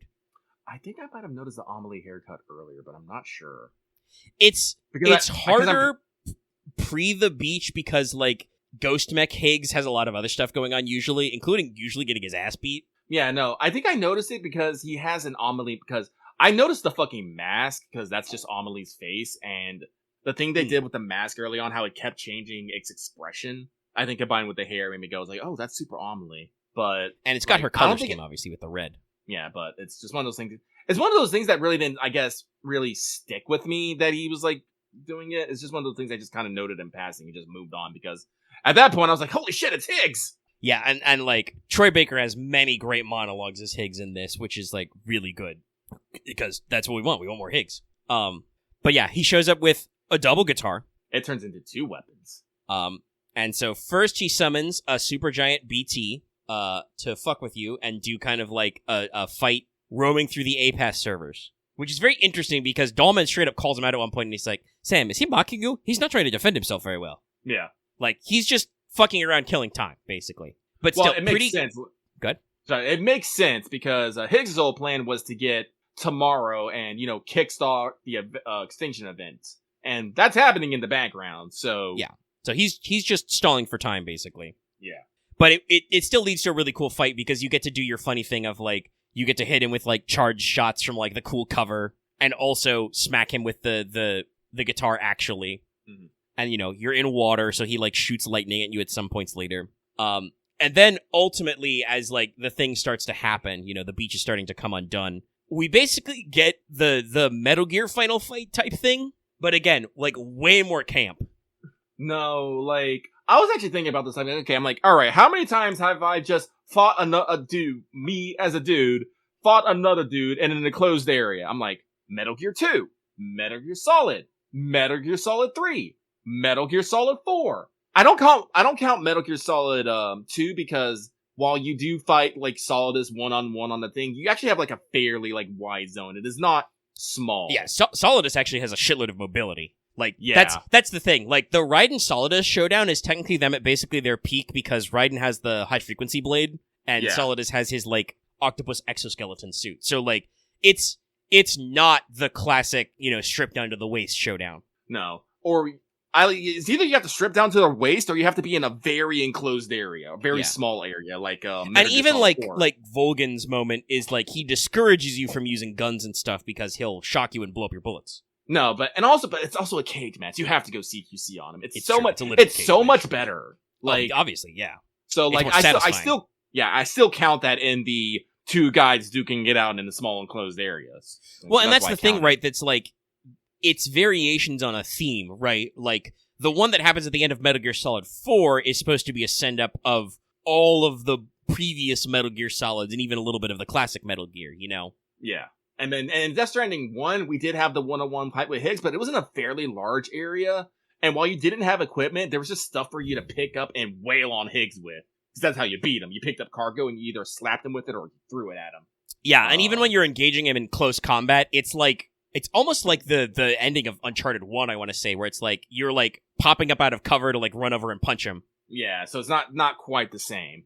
But no, Death Stranding 2, no, it's the classic Kojima death match. That's what I'm gonna call it. You're both stripped to the waist. You've only got, equipment which you can take with you, which is guitars, which are also axes. And that's the part where it's like, this is like, Metal Gear Solid is not always a serious series.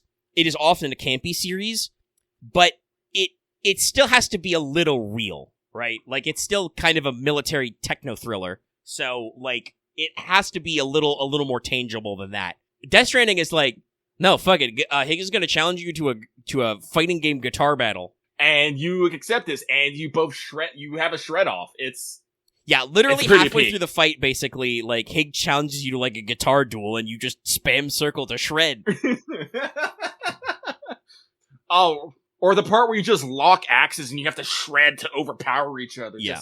Oh my god, it's so... And also talking about like showing Sam's emotion, like, Snake doesn't talk a lot during those first person segments, or those 1v1 segments, I should say. Sam is talking to Higgs, and he's like, "I'm tired of you. You want to jam with me? You." Like, especially when we get in like the back half of that, where it's like, where we're doing they're both fucking tired, and we're just, ugh. Yeah, like you really feel the emotion that Sam is like, brother, I am fucking done with you. Get out of here.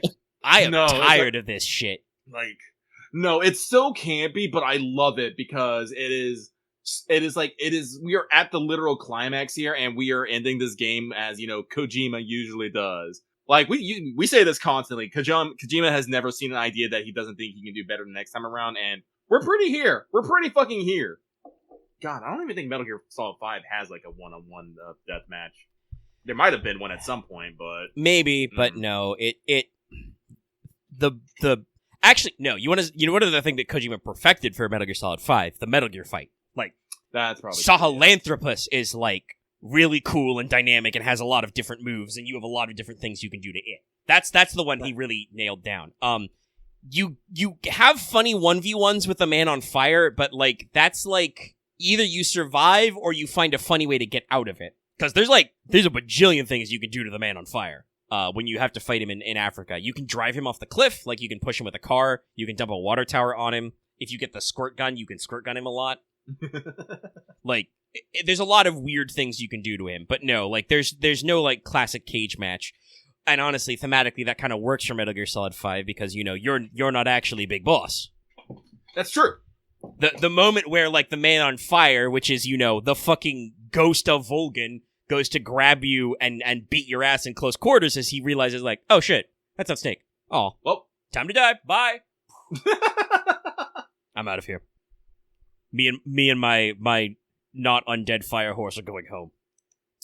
And like, I think Skullface is supposed to be kind of an anticlimax. Like he gets got by his own creation, and then Boss and Miller like shoot his arms and legs off and leave him to die, and then Huey, little shit that he is, blows Skullface's brains out and goes, "I did it! I killed Skullface! I got my revenge!" And we're like, "What?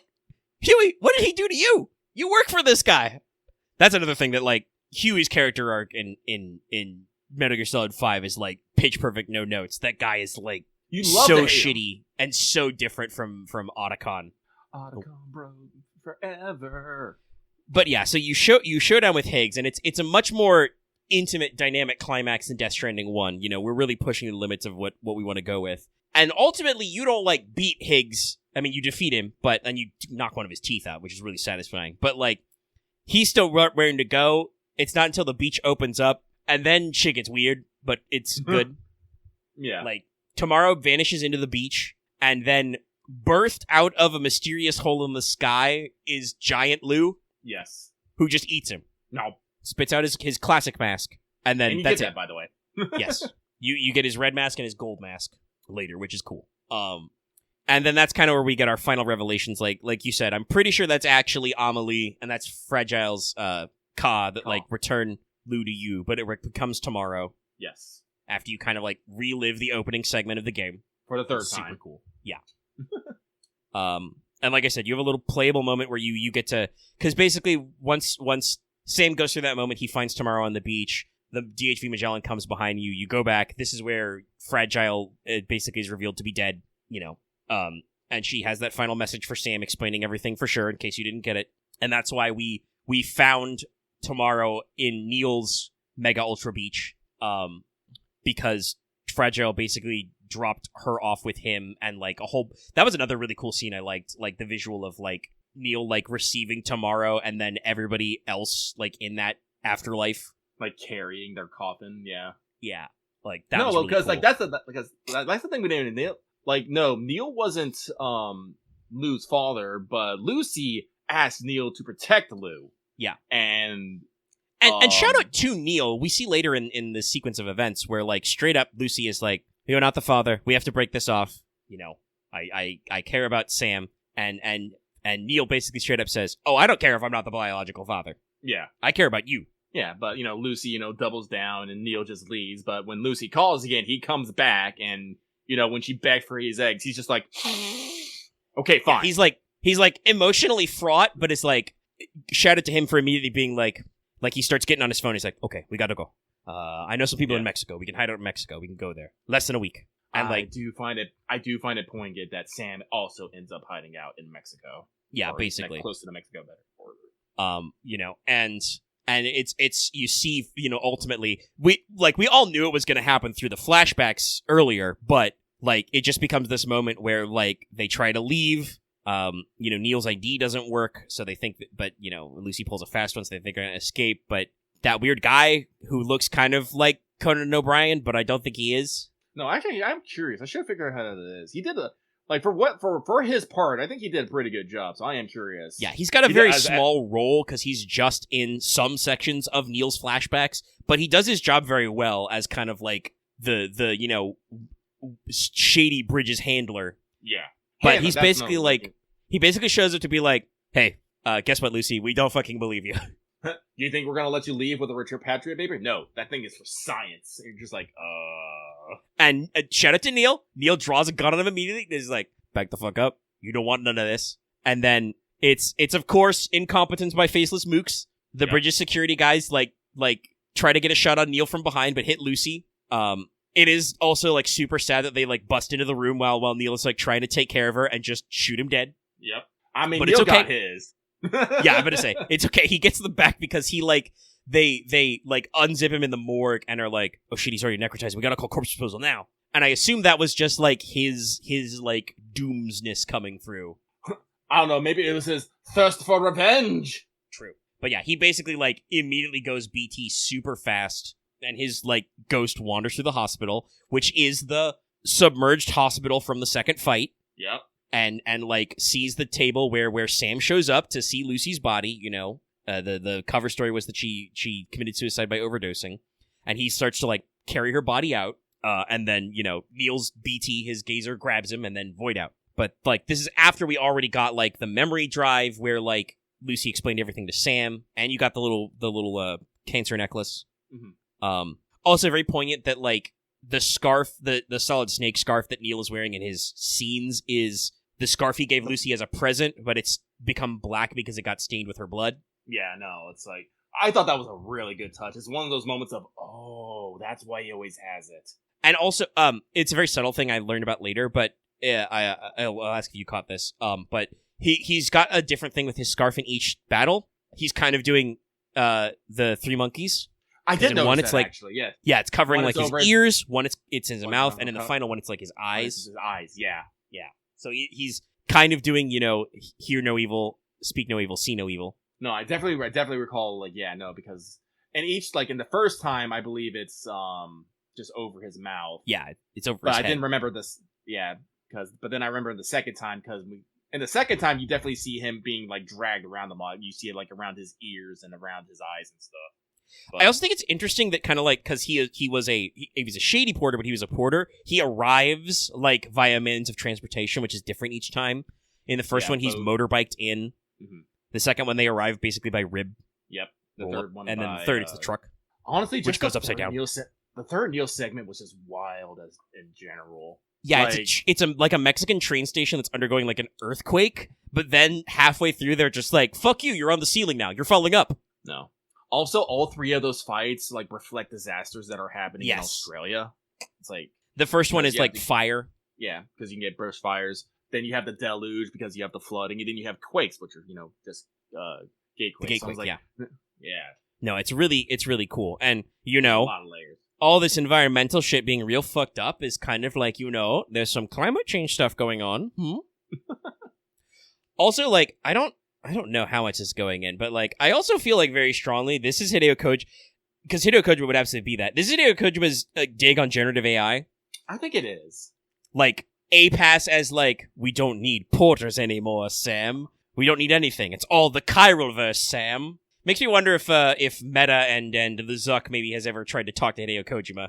Oh, I can definitely see Kojima maybe taking some pot shots at, you know, people on social media and whatnot, and social media, people on social media, AI, And kind of Well- like the idea that like Zuckerberg stealing the name of the metaverse, because he didn't make that up, by the way. That was Snow Crash first. Like the idea that we're gonna put everything on Facebook. We're gonna put VR and all that shit and then all that stuff, and it's like, it's really lame though. Like Meta as the company trying to put everything on like Facebook and all that other stuff is like not cool. But also like that this is a thing that's like will probably not be helpful, but AI data centers do not have good environmental impact. They use up like a lot of electricity, and they also use up a lot of water for cooling. Like it's a thing that you should be aware of, people at home.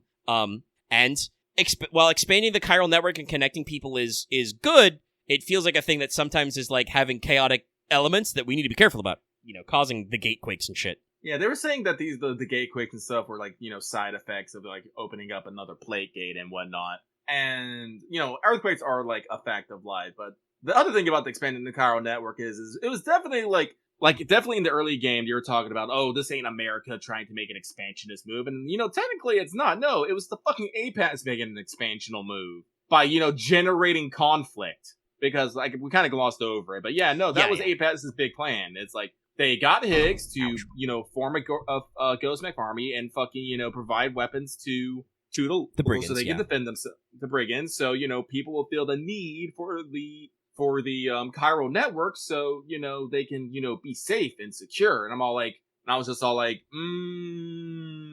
Bridges 1 or technically Bridges 2, but the UCA is all rope, right? Yeah. Death Stranding 2 is much more about the stick and the rope. It is both the fundamental part of the plan, but also I think that Hideo Kojima is not saying that the stick is bad, right? No. He is commenting on the necessity of both sticks and ropes. Yes. And I think that was because some people did point out that, while the stick and the rope is part of the theory of Death Stranding 1, the stick stuff doesn't resonate as well, right? No, it does. Because weapons are really weird and you're not supposed to kill people. Whereas in Death Stranding 2 is almost set up the way to be like, no. Ghost mechs exist. Those are free. That's free real estate. In fact, those guys have some crazy guns, so you're going to want some heavy shit. I think that, not only are ghost mechs a really cool idea, BT's operating robots from the other side, basically, but also they exist as a third enemy type to give you something to use all your coolest toys on. You shouldn't hit humans with a rocket launcher. That's bad for them. I do like that every time you get something so destructive, they're like, Sam, you cannot use this on a human. It's bad. Yeah. I was like, you're right. It is probably very bad. But also, they do, because of the ghost mech threat, it is APAS's plan. It's like that. I've said this before. I don't think this game is necessarily less hard. It's just that it is a sequel. So, you are already equipped to deal with a lot of basic challenges because presumably you've played Death Stranding 1. And also, the game, like we've said, is way faster at giving you the tools you need to deal with stuff, and it becomes more actionable. Also, I think Hideo Kojima has talked about this in interviews, but I've also seen it pointed out. This is basically literally the jump from Metal Gear Solid to Metal Gear Solid 2. Yeah, literally. Metal Gear Solid 1 has a lot of hardcore sneaking sequences and, segments where if you get caught, it's game over. Either you will get shot to death by bad guys or you'll just get locked in a fail state. You get caught in the nuclear storage building where they flood it with toxic gas, you're dead. Whereas 2 has some really good sneaking sequences, but enemies are much more limited on Big Shell and even on the tanker that you can actually fight them. And also because they jump to console generation, just like Death Stranding 2, the action set pieces also get way more dynamic. Basically, Death Stranding 1 is, I won't say a tech demo, but it's a proof of concept. Yeah. Death Stranding 2 is Hideo Kojima goes okay, now that I've explained to you what the fuck Death Stranding is, let me show you the real shit. Real shit. And it's absolutely worth it. So yeah, no, the stick and the rope methodology is way more prominent in this. And like I said, I think ultimately that is what Die Hardman says as kind of the moral of the story is it is the drawbridge. The idea is that not all connections are good. You can connect to people who are just going to be antisocial. They just straight up call it out. The brigands and armed survivalists, they're just kind of fuckers. They could be on the chiral network. Certainly they enjoy using chiral printers to make cool guns, but they don't want to hang out and support people and be part of a community. They just want to live in the woods and steal and take your shit. Yeah. I think he did talk about at one point the idea of you have a gate that you can lock but is open.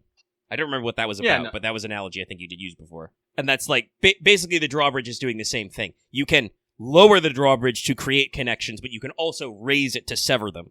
No, I don't remember what I was talking about. We were definitely talking about communities, but I remember I was talking about no, I don't want a community of I don't want a community of just a sounding block to pair whatever I want, but I also just don't want everyone showing up. So no, I am not usually in favor of just open communities and stuff. I expect a little I expect security at the front door. We have one door open and there's a fucking security guard there checking you as you come in. I think this may have been a conversation we had about gatekeeping because that is a thing that I think we both agree on, which is gatekeeping as an all or nothing is bad. Yeah. You don't get to decide necessarily who can be in or out of fandom, Yeah. Because if they're walking the walk and talking the talk, they're part of the community. But at the same time, you should have the ability to have a little bit of pushback because you will get tourists, you'll get filthy casuals, kind of a thing. You'll get fucking just negative Nancy's. Yeah, the unwanted tourist. Like, I think Legendary's got it. Like talking about like that idea of like tourism. That was an analogy I think was coming up in our Pokemon chat of all things. Of like there's a difference between like being a tourist, being a summer vacationer, only here for summer vacation, and then no, you don't understand. I took out a 5-year mortgage and I moved to the suburbs of this fandom. Like, oh no, yeah, like they're talking about like I think it was Psyker who was actually talking about how they use where'd you move into town? Are you like I live in the suburbs kind of fandom, or like I live downtown in the heart of this fandom, which I thought was actually a very good way to put it personally. Yeah, this was the tweet that started it that somebody just dug up, which is what's the level of discuss Pokemon with? Like saying I like Pokemon. Did you play Go for 3 weeks? Or are you talking about like high level competitive shit, basically? Yeah, which is completely fair.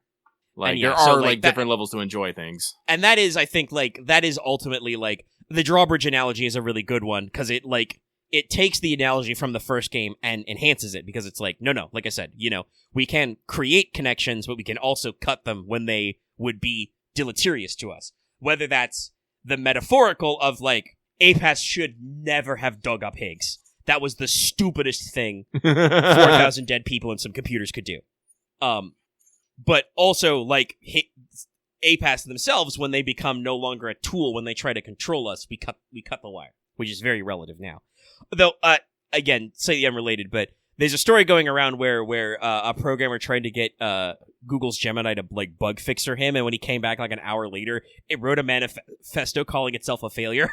Oh, no. And it's just like, man, we are.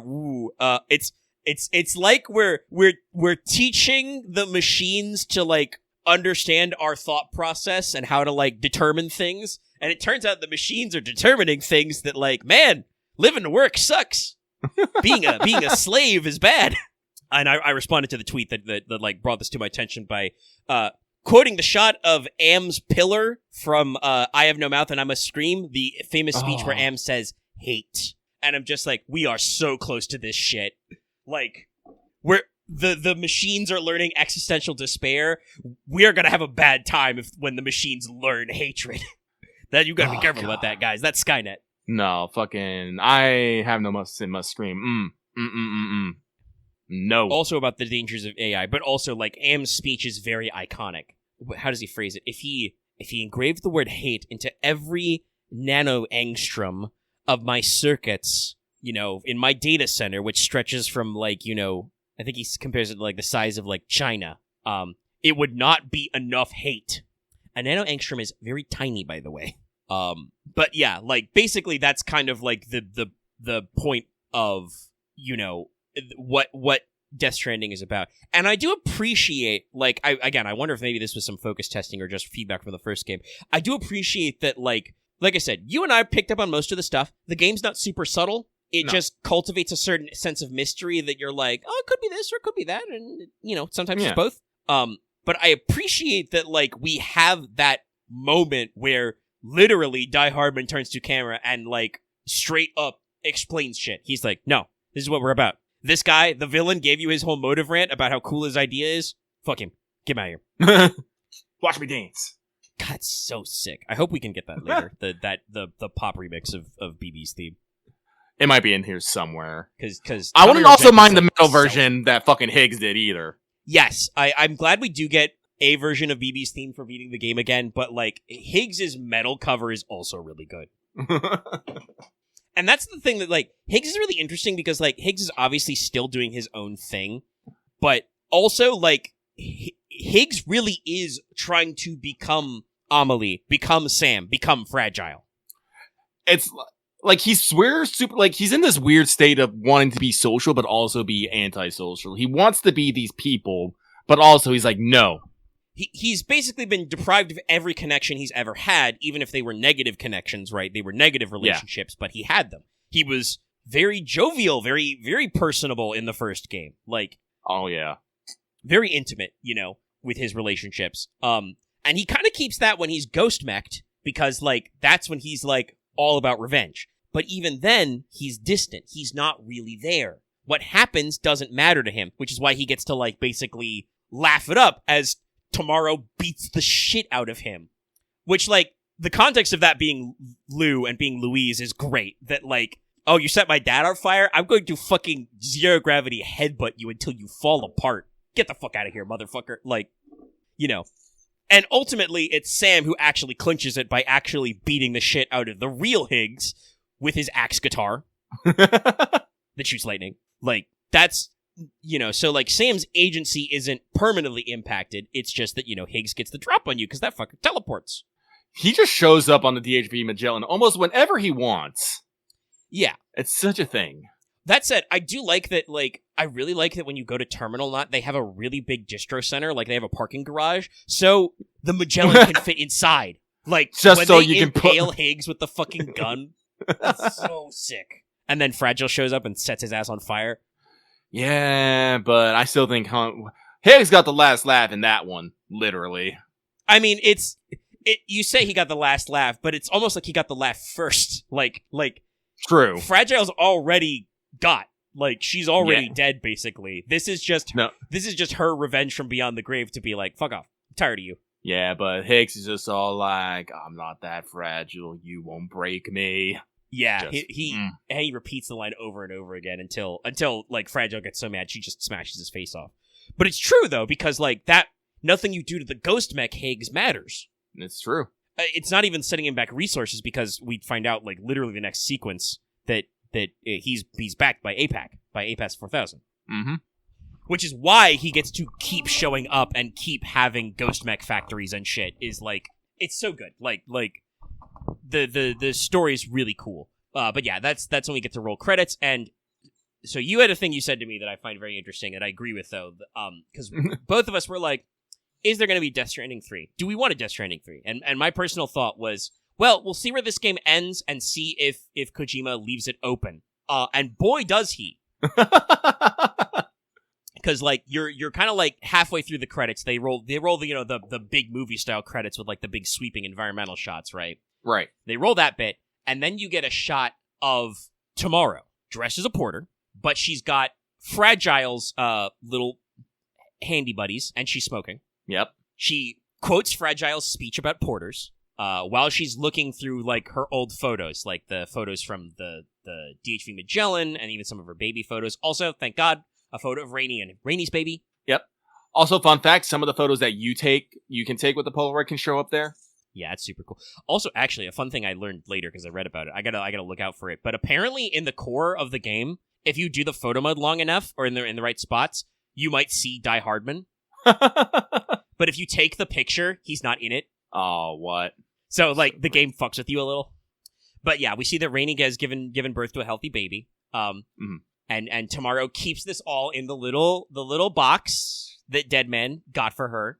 Oh god, I just want to point this out. It hit me in the Kokoro, like after all the credits, you finally complete that mission that fucking Deadman sent you on originally. Yes. Deadman, like, bringing back a gift for Lou, and it's the likes from Tomorrow, and you're just like, damn.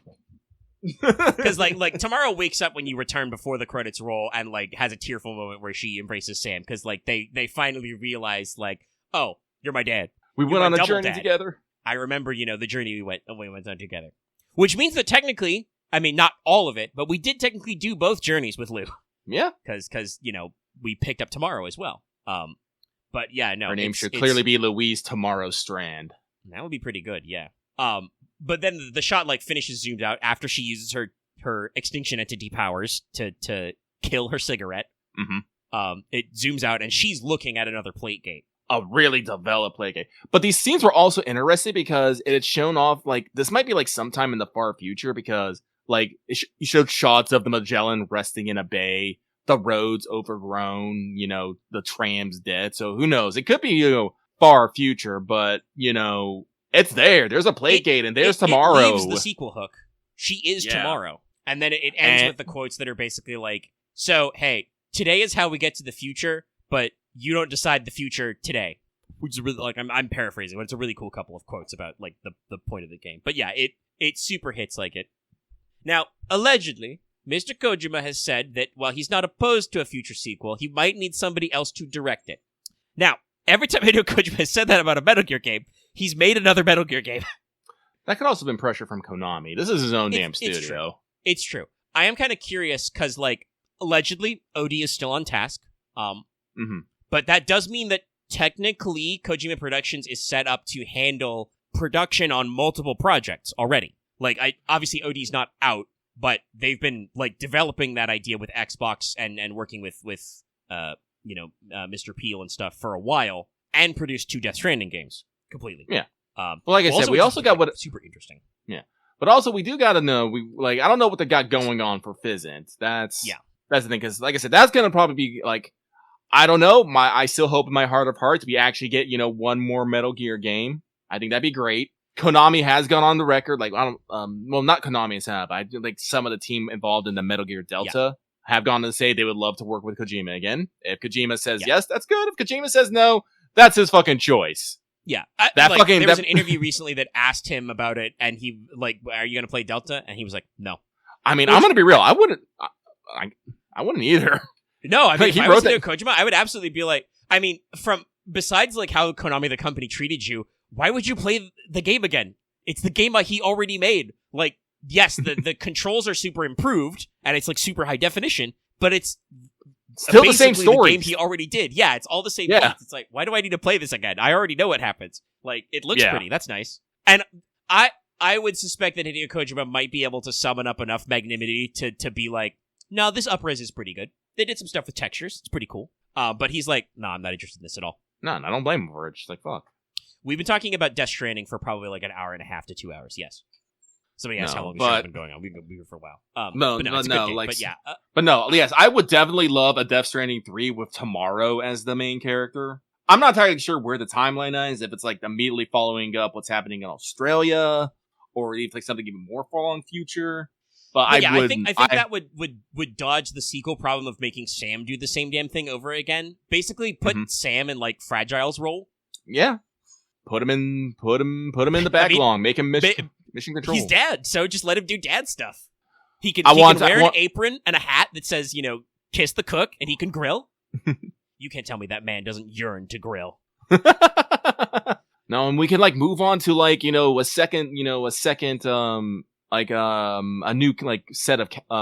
set of cast members and whatnot. Like, I don't know, but just I mean, I feel like we could. There's plenty of room there for bringing back stuff. Like, we could, if we wanted to keep the fast travel mechanics, we could use the Dietrich Magellan, or we could do an entirely new ship that does the same thing. Same technology, basically. Or we could just have, Tomorrow maybe, just jump with her own fucking power. It's true. Maybe. She is a stronger one. That would be a great way to do, like, traditional fast travel. Be like, Tomorrow's just like, okay, I can go through the tar to any place I've already been, but I can't, take things that are too heavy with me, kind of a thing, right? Like, still do some of the limitations. You could probably do some very interesting things with CQC and, like, traversal, because I think she can, like, fucking, like, Iceman/Infamous power slide on tar. Mm-hmm. And obviously, if she touches things, she can explode them. I think we can work a little bit more with the tar thing, because like I think it'd just be a natural application of what the coffin board already does. Yeah, it would be she can coffin board without the coffin. Yeah. And she can do like super big jump. Like it would let them do some very interesting stuff with the platforming, I think, and like the mobility in like brand new ways. But also, obviously, like the game already showed you that like Tomorrow has to work really hard to learn about her powers and how to control them. So, like, it would obviously take effort, and it's probably not something she could do forever, Yeah. Like, integrate your stamina bar into that kind of stuff. No, like, I think there's a lot of potential to do some weird and fun stuff with Tomorrow, and, like, I want to see it. Like, I want Kojima to finish OD, just so we can get out from that contract. I don't want it to happen, but if it does happen that Xbox runs out of money and cancels it, that's just as long as it gets resolved, right? I don't want it to be in limbo forever. Yeah, no, like that, because that's the thing. We know nothing about OD, and that's the thing that like bugs me the most about it. It's despite the fact that it was announced forever, like the working title of OD, as before we knew it was fully called Overdose, was known like I want to say like a year before Death Stranding 1 came out. Like it was like Hideo Kojima's finishing up Death Stranding, but also he's working with Xbox on a project codenamed OD. Never fucking happened. Hasn't come out yet. I would interesting. hope that that's like next on their full plate. Also, what's Oh, sorry, I just made it to B Pass, and I looked down. There's like number of animes, and it just says like do not enter. Has like the do not enter sign. So I was like, oh, I'm waiting on Arc to finish up my. Waiting on Arc to finish up stuff, but yeah, no. I was like, I want to finish up OD because I don't want a game to fail, but I want Kojima to keep moving on to things. I want to figure out what this is about. I would love it to be a Metal Gear Solid 6 or some sort of Metal Gear. I don't know. Maybe a new entry in the Metal Gear universe. We could, like I said, we don't have to go back to Solid Snake. We don't. We really don't. Snake is old. It doesn't have to be Metal Gear. Just stunt cast Luca Martinelli again. Oh God, yeah. Actually, that's like the funniest thing. Actually, Luca Martinelli was actually grew up with Metal Gear. Yeah, it's like one of his favorite, one of the games he loves, and Kojima really likes Luca Martinelli as an actor. I can't remember what it was. It was one of the movies. It was some Italian film, but Kojima was like so impressed with it that he started shilling it over in Japan. And Luca's agency actually contacted Kojima because they wanted to express Luca's thanks for that because Luca had grown up with Metal Gear and stuff. And it's so great that when Kojima approached Luca with the offer, Luca thought he was going to be playing Solid Snake originally. Mm-hmm. So, no, if we want to do like a brand new Metal Gear and like a brand new story and have put Luca Martinelli in the role of Snake, I'm for that. Give me that. Like, also, another cute thing about Luca Martinelli is he's dating Alyssa Young, who's plays Lucy. Lucy wasn't cast when Luca got the job as Neil, and so he recommended her to Kojima, and she got through the like auditioning process. No, just like cool actor facts. No, it's great. Actually, like I think the only cool actor thing this game is missing, which it obviously doesn't make any sense, is I am a little sad there's no mods at all. Yeah, I would like just a little bit of a mods mention. Death Stranding 3, bring back mods. Make that one of tomorrow's things. Make Grandpa show up. That is, I feel like, because I know you can like sentry turret, and obviously you can summon your BTs for BT fights, but like there's no like equivalent of the delivery robot. Like you can't really get like a little buddy. You can summon sentry guns and dog mines, but you can't like other than the one that you take to the disarmed one you take to the animal shelter. You don't really have like companions. No, I think that's one of the things I kind of missed. It's just having. Yeah. I like having little guys. That's why I was excited for the dog mine, for the decommissioned dog mine, because I thought we could get one of those to like run around maybe the Magellan or just hang out with us, but we didn't. And I'm just like, oh. No, you got to go visit them at the animal shelter like all your other animal friends. But, which is still neat, but it's not quite the same as like having a pet on the boat. Besides that weird tar cat, who I think is a guy. Even though it's a weird tar cat, it's still just a fucking cat. Tar man taking fucking pictures of us and posting them on social media. It's like, look at my cat. Look at this guy. Now, the social media also was way better than the emails of Death Stranding 1. The emails were like a neat concept, but some of them got like way too rambly. But like, they're very parasocial. Putting it as a social media post with a picture and then comment threads to like unpack more stuff, but also allow characters to interact with each other. Very good. Yeah. Also, Lucky, actually, good question. Do you have your drawbridge Cupid on or off right now? I think it's on right now, where it's not fucking with things. I know I'm gonna have to turn it back off at some point because I think there's something up with the Ghost Hunter. Yes, I wanted to ask, speaking of the social media, because there was a post about that from a guy. That, it's all like he tried to access it. So I think the Ghost Hunter's a ghost. It would make sense. he was the ghost all along. That is peak. Yeah, I haven't actually run back up to his place to check out, but I know that he has a quest after you did the moving house that he said you needed the whole network. So I need to check up on him. I'm gonna go see. But I am glad to have rolled credits because the game is like super cool and like there's so much going on. And like we said, Hideo Kojima still leaves the door open for Death Stranding 3. Like apparently he thought about doing like other continents, but settled on Australia for smaller because he deliberately wanted to do another coast to coast a whole continent thing, which obviously Africa or Eurasia would be weird. Yeah. And Japan might be a little too small, or like some of the island nations. Like I said, I think I like your idea of like use Japan as like the starter zone, and then like do like a broader Asia, but don't do like Eurasia. Mm-hmm. You can avoid some of those parts with like tar bands and stuff, or just fucking move them because like that APAS didn't really talk about it. When it showed their projection of their plan, it was like, sure looked like they were trying to recreate Pangea. It looked like they were planning on smooshing everything back together. A little weird. Little weird, yeah. But yeah, that would be like a super like neat thing to do. And also, like, obviously, again, if you're changing like tomorrow, you're telling a new story. You don't have to like reiterate it. And that's the thing I think I want, because a lot of Metal Gear Solid was a lot of reiterating the same kind of story over, super big weapons are super bad, and yeah, like each of them had a different thing to say about it, but it was ultimately about like, I guess I would say like how like nuclear deterrence was kind of like a metaphor for control. Mm-hmm. Like in Metal Gear Solid 1, it's we've got the stealth weapon, we've got the stealth nuke, which was developed by the U.S. to get around treaties. The nuclear capable railgun that was seized by the terrorists. Because we're gonna have the ultimate form of nuclear deterrence. Secret weapons that only we know about. Is out there, and how obviously that gets turned against you. And ultimately, it's the same thing with Liquid Snake himself. Liquid is also a weapon that the Patriots control, made, and turned against them.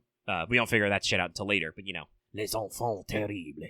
But like, nuclear weapons are used in Metal Gear Solid 2, but it's all part of another plan, which is Solidus's plan is information control. He's going to hijack the Patriots' narrative and, EMP Wall Street to crash the global economy. And Metal Gear Solid 3 is like, obviously nukes are bad, but it's part of a greater narrative about the Cold War, Yeah. And then 4 is just all of those three things in a trench coat. It really is, now that you think about it. And like, that's the thing, like, Metal Gear Solid 5 is really cool. 4 is truly that's why it's the last one chronologically. That is the true end point of the saga, because it takes all the stuff that came before and wraps it up. It's like, okay, the Patriot AIs, dealt with them. That was a system of control that Major Zero developed because he, also had that experience with the boss and like her vision of the world. Cause it turns out that Metal Gear has always been toxic old man Yowie. Always has been. But yeah, like it's about the information. It's about, the kind of like Cold War, the systems of control, cause nanomachines, son, the guns of the Patriots. That's just another kind of like proliferation of control.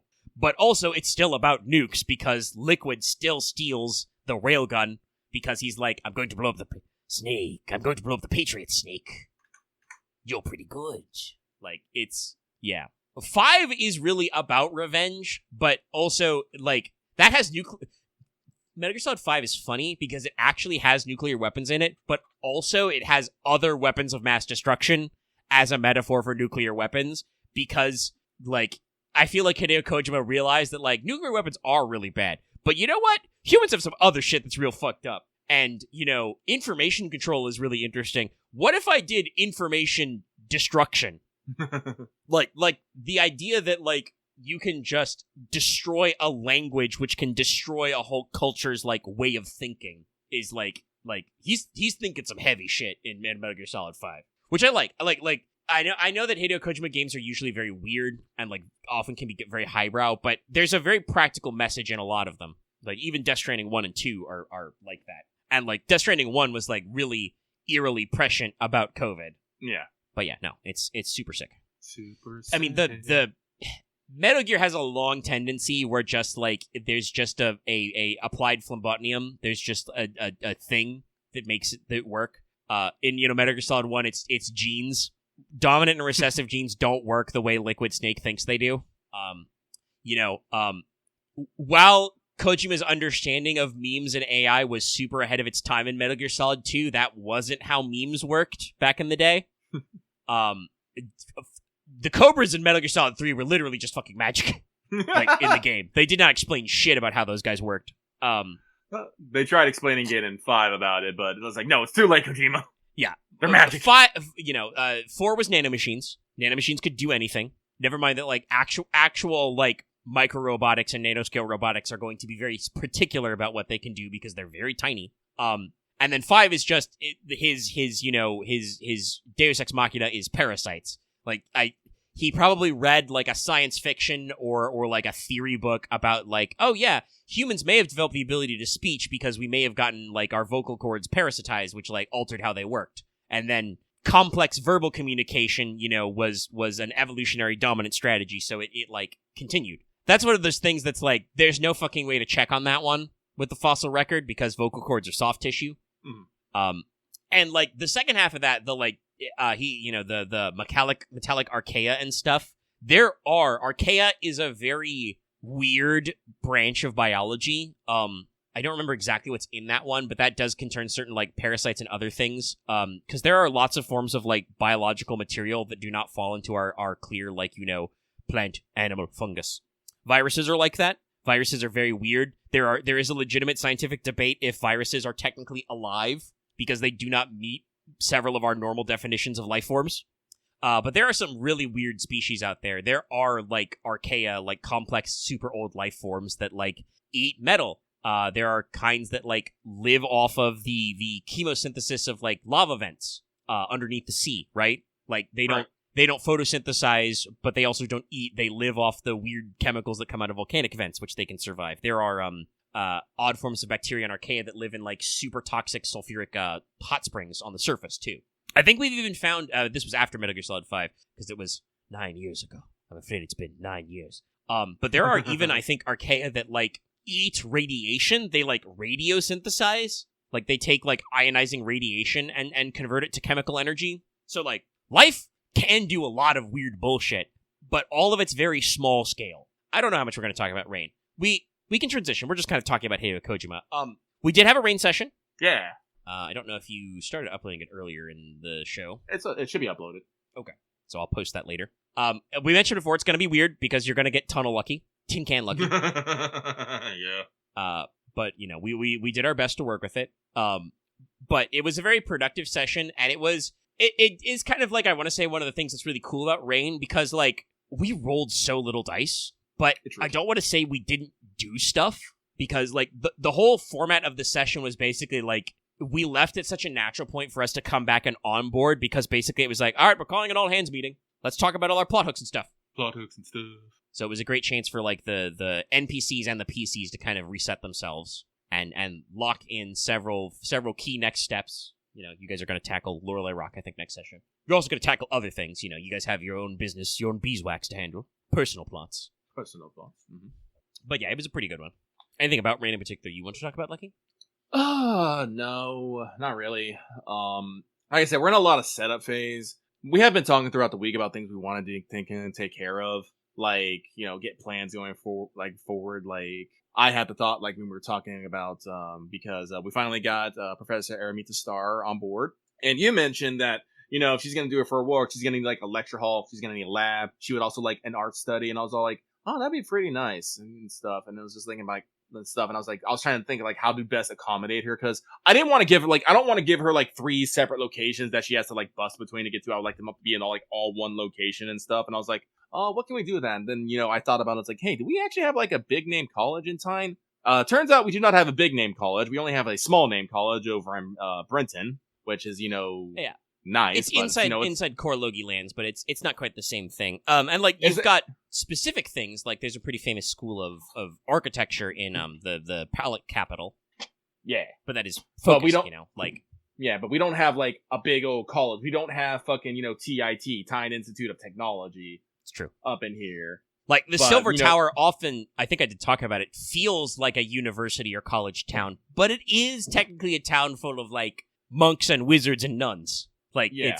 It's still very spiritual and religious, which is where a lot of, basically, sorry, to kind of refactor, we had a conversation about, like, how, like, colleges and universities, like, started. Mm-hmm. And, like, most of them, if you go back to their histories, are either they were monasteries or church grounds that were sources of education where their education-ness basically outstripped their religious function, or they were private, like, libraries, studies, and holdings of nobility that after they died basically got donated to the public. Yeah. So, like, just saying, we're gonna put down a college here is a little weird. Not to mention it's expensive. But it's still one of those things that, like, once the idea has latched on, I don't think I can let it go. And I think we have, like, started, like, a good workaround because, Aaron, a few sessions ago, talked about how, making the, tying establishment of the Toilet Club, the Star Club, the Social Club that Princess Estelle started. And originally, I think what we were going to do is we were going to make it much more, Tyne flavor of it with much more, like, Tyne sensibilities in it. But I think, with the whole college talk, what we're going to do is we're going to probably set up, like, a scholarly society alongside with, the Star Club to work maybe in tandem with it. So we'll have, like, 2 societies to work with, which I think will actually serve the process of laying the groundwork for, maybe a big time college down the road while fulfilling the needs for, like, Aramita Star and other such things, because we do plan on doing quite a bit of things with Aramita Star. We have finally unlocked the research tab. Yep. Which is fairly cool. Like a lot of little fun things here. I don't remember them all, but I did post them, I think. Well, unfortunately, I am mostly interested in learning Aramita's languages. Yep. I figured I added that paragraph specifically because one week you were like, "Oh yeah, you said she studied dead languages, right? I'm gonna hit her up about that when she gets here." And I'm like, so I need to I will make sure to explicitly jot down what languages she has. Yeah. Also, I'm gonna attach both Alestra and Aurelia to her for, I don't want to say necessarily self-study or something, but just to give them something to do, maybe a few days academics, out of the week. Yeah, academics. They don't have to go every day, but at least 2 to 3 days a week. They have to go there, put themselves at Aramita's disposal to understand, more of the world at large and stuff. Because Aramita has that's the thing that, like I said, I phrased it as being technically optional, but I know you and I think the rest of the players latched on pretty strongly, which is, I said, like, if you want her to, like, teach and, like, educate about stuff, she's gonna need a lecture hall to do it out of, and you guys were like, yes, we would like that. Yes. So like, you guys don't want to just use her as your pet mad scientist. You're also like, we would also like the things she learns to be spread to other people. Yes. So attending lectures and stuff will totally work out. For now, I think Nicola was very nice to be like, oh, I don't need my laboratory in the castle anymore, the keep anymore. I have a house. Yeah, because again, this is like the other thing I've been thinking about. Like, a lot of us are very gung-ho about getting projects done and getting stuff nice. And I'm telling myself, like, we gotta slow down. We can't improve everything all the time constantly. That looks weird. Like, I don't know about other people, but if I'm, a king sitting across the water and I see, this other, like, island suddenly gaining, a bunch of troops, a bunch of technology, a bunch of, projects going up, I'd be a little concernicus. So it's true. You gotta be careful. I think actually in 4X games, like, sometimes that can happen where, like, you can piss off your neighbors if you're too much more scientifically advanced than them. Like, I think that's one of the things that sometimes, like, randomly bothers other leaders in Civ. Oh yeah, no, it does. But it's like one of those things that's just like, yeah, we as players, we have all these modern sensibilities and have all these modern ideas, but, things aren't supposed to advance that quickly. We should not be making plans in, like, weeks and months, but in rather years. That's why, like, I've been saying, like, no, like, actually getting a college up and going, no, that's like, that's like a year 3 plan. That's a multi-year plan, yeah. Yeah. And that's the thing that, like, we've really been trying to push for is to, like get a handle on our macro time and actually macro time it more. Yeah. And, like, be more comfortable moving to, like, from month to month. And like I said, that's like, I think the beauty of, like, this month is, like, I have one solid thing. I mean, technically, depending on if you guys are willing to wait for it, we could time skip several months at a time. It's just a question of, like, right now your guys' schedule is, like, pretty locked in. But, like, honestly, other than you guys doing the company roles in a month you want to do, and, like, there are specific scenes you want to do, once you guys take care of Lorelei Rock, if you're not going to start, like, personally powerbomb slamma-jamming, the Corsairs right away, which it doesn't sound like we're going to do. That sounds like you're gonna slow roll that company conflict a little. Technically, we could start Summer 1 next session if you guys were schmoving fast enough.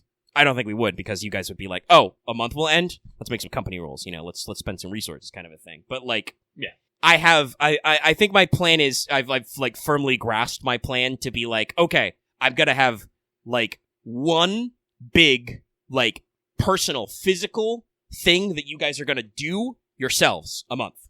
For sure. Like one player character sized thing at least a month, and obviously like there may be other ones. I mean, you say macro jumping towards Leslie's wedding. That's not going to work because I think you guys are still on the hook to go to Keltasea in the winter because you got a lot of shit to handle there. That will be a personal trip thing that will probably take several sessions of game time. No, like I have plans for like most seasons. It's just like I said, they're usually not like I usually think it's just as much as like diplomacy and like other problems because and other like in other things like I know I've been talking with Aaron and everyone like off Max, but like in the game and like in the last session we talked about like hey the impact of bringing folks from the Fog Veil in Summer 1 versus Summer 3. We didn't have to do Summer 1. We could have had Summer 1 completely fucking, open and clean and done, like, absolutely nothing. But, just because we want that shock and awe factor of bringing folks from the Fog Veil to Summer Court to, for them to, speak on their own behalf, that's important. So we've kind of locked that in. Like, I still think that Summer 3 is pretty fucking free, though, actually. I don't think we got anything planned there. No, I think Summer 3 is going to be see what happens at Summer Court and figure it out. True enough. But, like, I've already, like, This is the problem with me, like, not having played Rain for a while and not actually writing down. But I don't know if I've talked to others about the trip to Craig to visit lands in the fall, plus the organization of a monster hunt during the fall as well. And this is, of course, pretty sure you've talked about taking a Crag trip before the break even. Yeah, and it's like winter we got like the Keltasea trip here, and it's like while those are going to be probably big things and each going to take several sessions, they might not like take months. So I'm completely like sure that like at some point, like once we get past Summer Court, there's just going to be big jumps in weeks where we just move from main plot point to main plot. Yeah, like honestly, you saying that like the macro thing for fall you're trying to get done is like take a trip to Crag is like that'll probably be like a couple of like tightly run sessions. I personally at this moment. Stuff may come up based on what you guys do, in other sections. And honestly, I'll tell you right now, we can out of character, we can macro scale some rough ideas for Summer 3 and for probably Autumn 1. The Prince is coming in Summer Court. You were explicitly told by the High King that he is officially on a grand tour. Yes. So he will probably what would be best if he toured the rest of Norlon like in the third month of summer, and maybe that would bleed into autumn if you like went with him to Crag as well. We'll see if that works out timeline wise. Yeah. But that would meta wise, that's probably like a good moment to be like, okay, that's good reason to justify like doing those things in that order at those times. And then other than that, like I do not have anything locked in for autumn. Like I have ideas for like how we're gonna handle like your harvest and stuff, but that's all like high level macro shit, 4X shit, Like, it really depends on what quests you want to be crumping. And winter, we're going to eat basically well, actually, I have to double check exactly. Honestly, unbalanced economy is okay. That's, you get plus two treasure 6 months out of the year, -1 treasure the other 6 months. I kind of like, positives with negatives kind of a thing, contrast things. Mm-hmm. Gives you something to think about and plan. And honestly, in time, like, having like winter and spring be your dearth months, your drought months makes a lot of sense already. Like basically what buying the asset unbalanced economy means to me is like I think that means you're gonna like formalize your like springtime public works campaign like and the public land stuff so that you get like you're gonna formalize the summer crop autumn crop thing, which is why you get the extra treasure, Mm-hmm. And then in spring and winter, you're not doing so hot. You guys are not doing so much, and that's okay. Like I think that's a thing to work around. That's important, yeah. But it gives you stuff to think about. But no, and I'm right. Sorry, I was gonna say I'm totally okay with Axe metagaming it a little. If I said that like summer and autumn would be good picks, and he didn't say whether or not he was necessarily thinking about those months exactly, but it's pretty logical. But that's totally a valid out of character moment to be like, I'll wait to buy the asset until it becomes summer because I don't want to accidentally shoot us in the foot in the middle of spring. What's our treasure at right now? I think it's like 4 max, 3 or 4 max. With the loan? Okay. Yeah, with what's the loan. What's the max stat we can do? 6 total, but that I think all of those require you to eat another company for 6. Okay. All right. Well, I was just wondering, because I was planning on doing Fulfillment of Form, which was just going to give us +1 treasure, but then we might not be getting maximum gains out of Unbalanced Economy. I don't know. Let me double check. You might be 3 right now, and then 4 plan. Let me pull up my notes. I had to check this earlier. Adding. You're 3 plus 1. You've already spent 1 though. Yeah. Could mean you could save Fulfillment of Form, because that means, by the way, that the spring 1 of next year is going to be very spicy. Because you'll have to pay back 1 treasure, and you'll be down 1 from Unbalanced. So that will be very interesting, because I think that's going to be when you're planning a royal wedding. That's when you're going to need that Fulfillment of Form for sure. Probably. Which I'm, again, totally okay with. Yes, you're normally treasure 4, you have a ding right now. Mechanically, I say it as treasure 4 because that is the effect of taking a loan. Your treasure goes up, you add a point of treasure, but you got to pay it back later. It's your honestly, it's your influence and might that could use a little balancing, but you've already got a couple of plans to train and levy troops. But no, like I said, there's a lot of plans. I actually need to probably write down some of my plans. Got to find some time to speak to other characters about plans. Like I said, we usually get very caught up in what we're doing, so sometimes it's very hard to have a role play moment. I've been meaning to talk to Conrad for a while about things going on with him, and I think Conrad's been looking for an opportunity to kind of explore his character a bit more as well, and hasn't had quite the opportunity to. Like I said, Aaron voluntarily took only 1 EXP last session because he did not do a lot in character. I think he was very present for our discussions. He was in there. He was there. We did try to involve him a couple times, but unfortunately, sometimes the brain word gets you, and you keep yapping. Yeah, I know that happens. I mean, that's the thing. I think mostly Conrad just kind of nodded along with it, which there were, God knows, plenty of NPCs that were there. Mm-hmm. But it was the difference between in character, out of character stuff of just like we planned a lot of stuff which was semi out of character, and at one point just straight up said I mean, you're not going anywhere after this meeting. If you want to talk to another NPC about some stuff, you can do that. So you guys planned shit for NPCs out of the meeting, and then we went back in time to the meeting. And I'm like, that's fine. That doesn't it doesn't matter for narrative purposes. Honestly, Lucky was just having the problem that I was semi-gooped at the time and, laying in bed wearing a fucking wireless headset, so my brain wasn't all there. There was many, many times I was just flubbing and I'm just Blair. Hopefully next session, because we got we got a lot of the coming back from time skip jitters out and stuff. Yeah. So that is Rain. Let's see. We're going for almost 5 hours. Death Stranding 2, a very powerful game. Very powerful. I have some notes to talk about, but we haven't played Dark Tide in a while, so we'll probably save that for a get back to. And we're still You're gonna say the same thing, I think. We're thinking. We're talking about Vintage Story. Yes, we're getting the itch. Thanks, Rubik's. We're strategizing. Yeah. That's one that we're probably going to be talking about for a while, because we're not yet quite ready to fire up the server, but we're thinking about it and finding stuff. Genuinely, honestly, this part's absolutely Rubik's fault. We were already talking about kind of doing basically semi-independent fiefs or manors this time, letting everybody kind of find their own space and stake it out, because we tried a couple of village living, and that was cool, but we didn't really utilize it to its fullest. So letting everybody kind of expand the space and build what they need personally themselves, kind of a thing. Yeah. If you're going to farm, you set up, farming and greenhouses and whatever. If you're going to fish, set up some fish. Fuck it. We did not use... I've been playing a little in single player. We did not use those fish traps enough in our world. Those things are good. I think it has to do with the water stock. I'm on a big lake in my single player, bigger even than where we settled, but I'm getting 1 or 2 fish a day. Whole ass fish, which is very useful. But watching Rubik's do it, I'm already thinking to myself, I've already talked about kind of trying to think if we can figure out some kind of economy so that we have a quantified way to share or trade resources among each other besides just random bartering.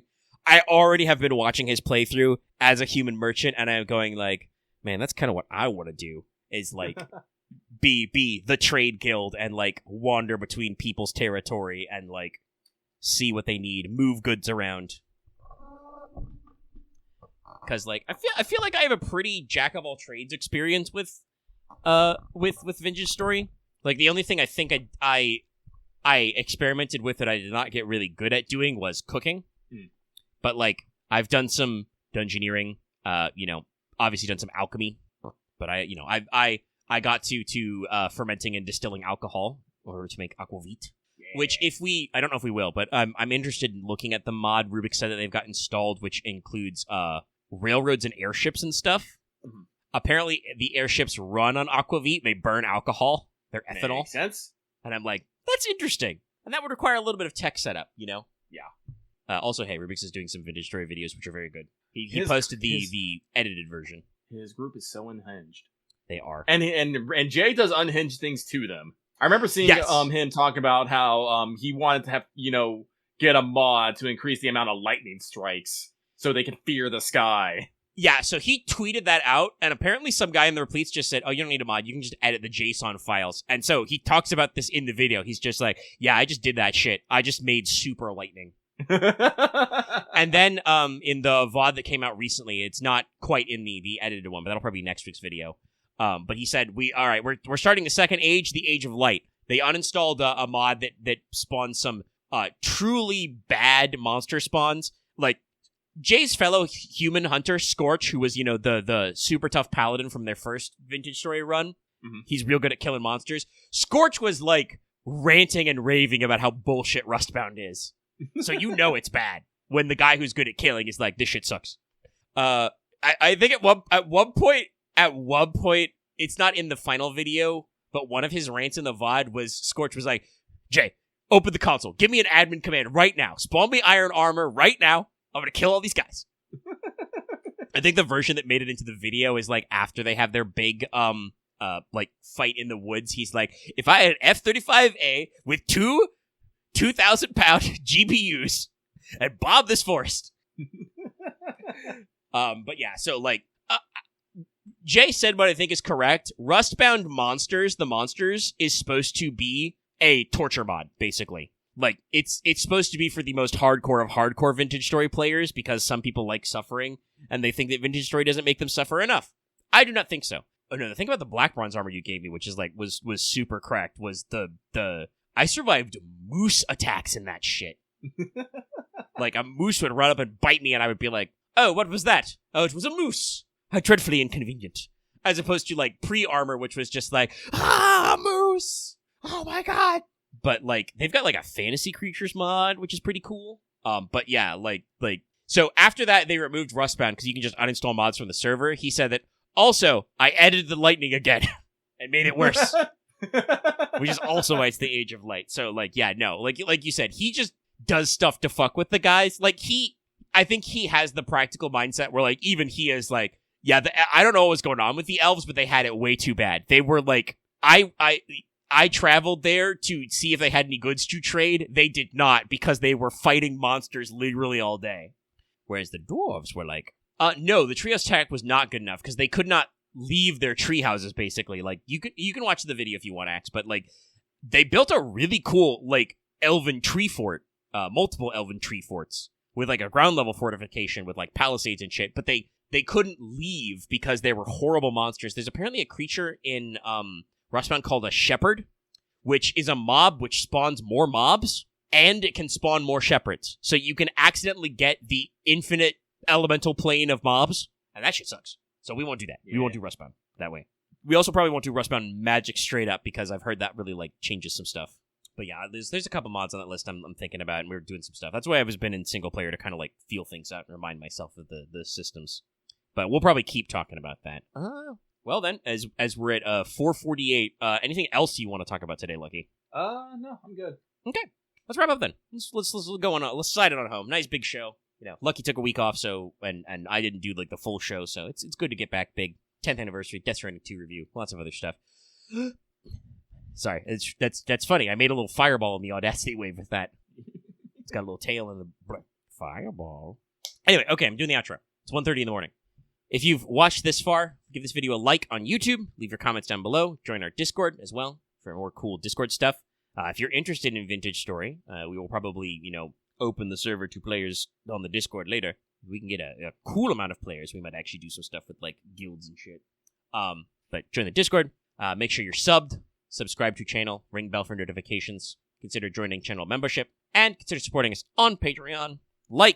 Added Heart, Blexter G, Call Me Zed, Carlos, Dragon, JDV9000, Crystal, Legendary Boss, Rise of Kenji, Rogo, and Charvor, and Varian the Crow, and all of our other patrons and supporters. get this show in audio format for as little as $1 a month, or approximately $10 a year, and get access to other shit at higher levels. I have remembered the Fail Patrol and the Fans of It Friday poll are up, so those are both going, and you can get other benefits as well. Thanks for tuning in. We'll see you guys next week for more Let's Talk FGO. This Monday we should be back to streaming Death Stranding 1, and also our usual wonderful Fail Portrayals and Final Fantasy 14s. If you want to go back and watch some stuff, we did do a Fail Portrayal. Lucky wasn't feeling like Death Stranding on Monday, so I streamed Yu-Gi-Oh! Master Duel for a little bit if you want to see me actually play a children's card game.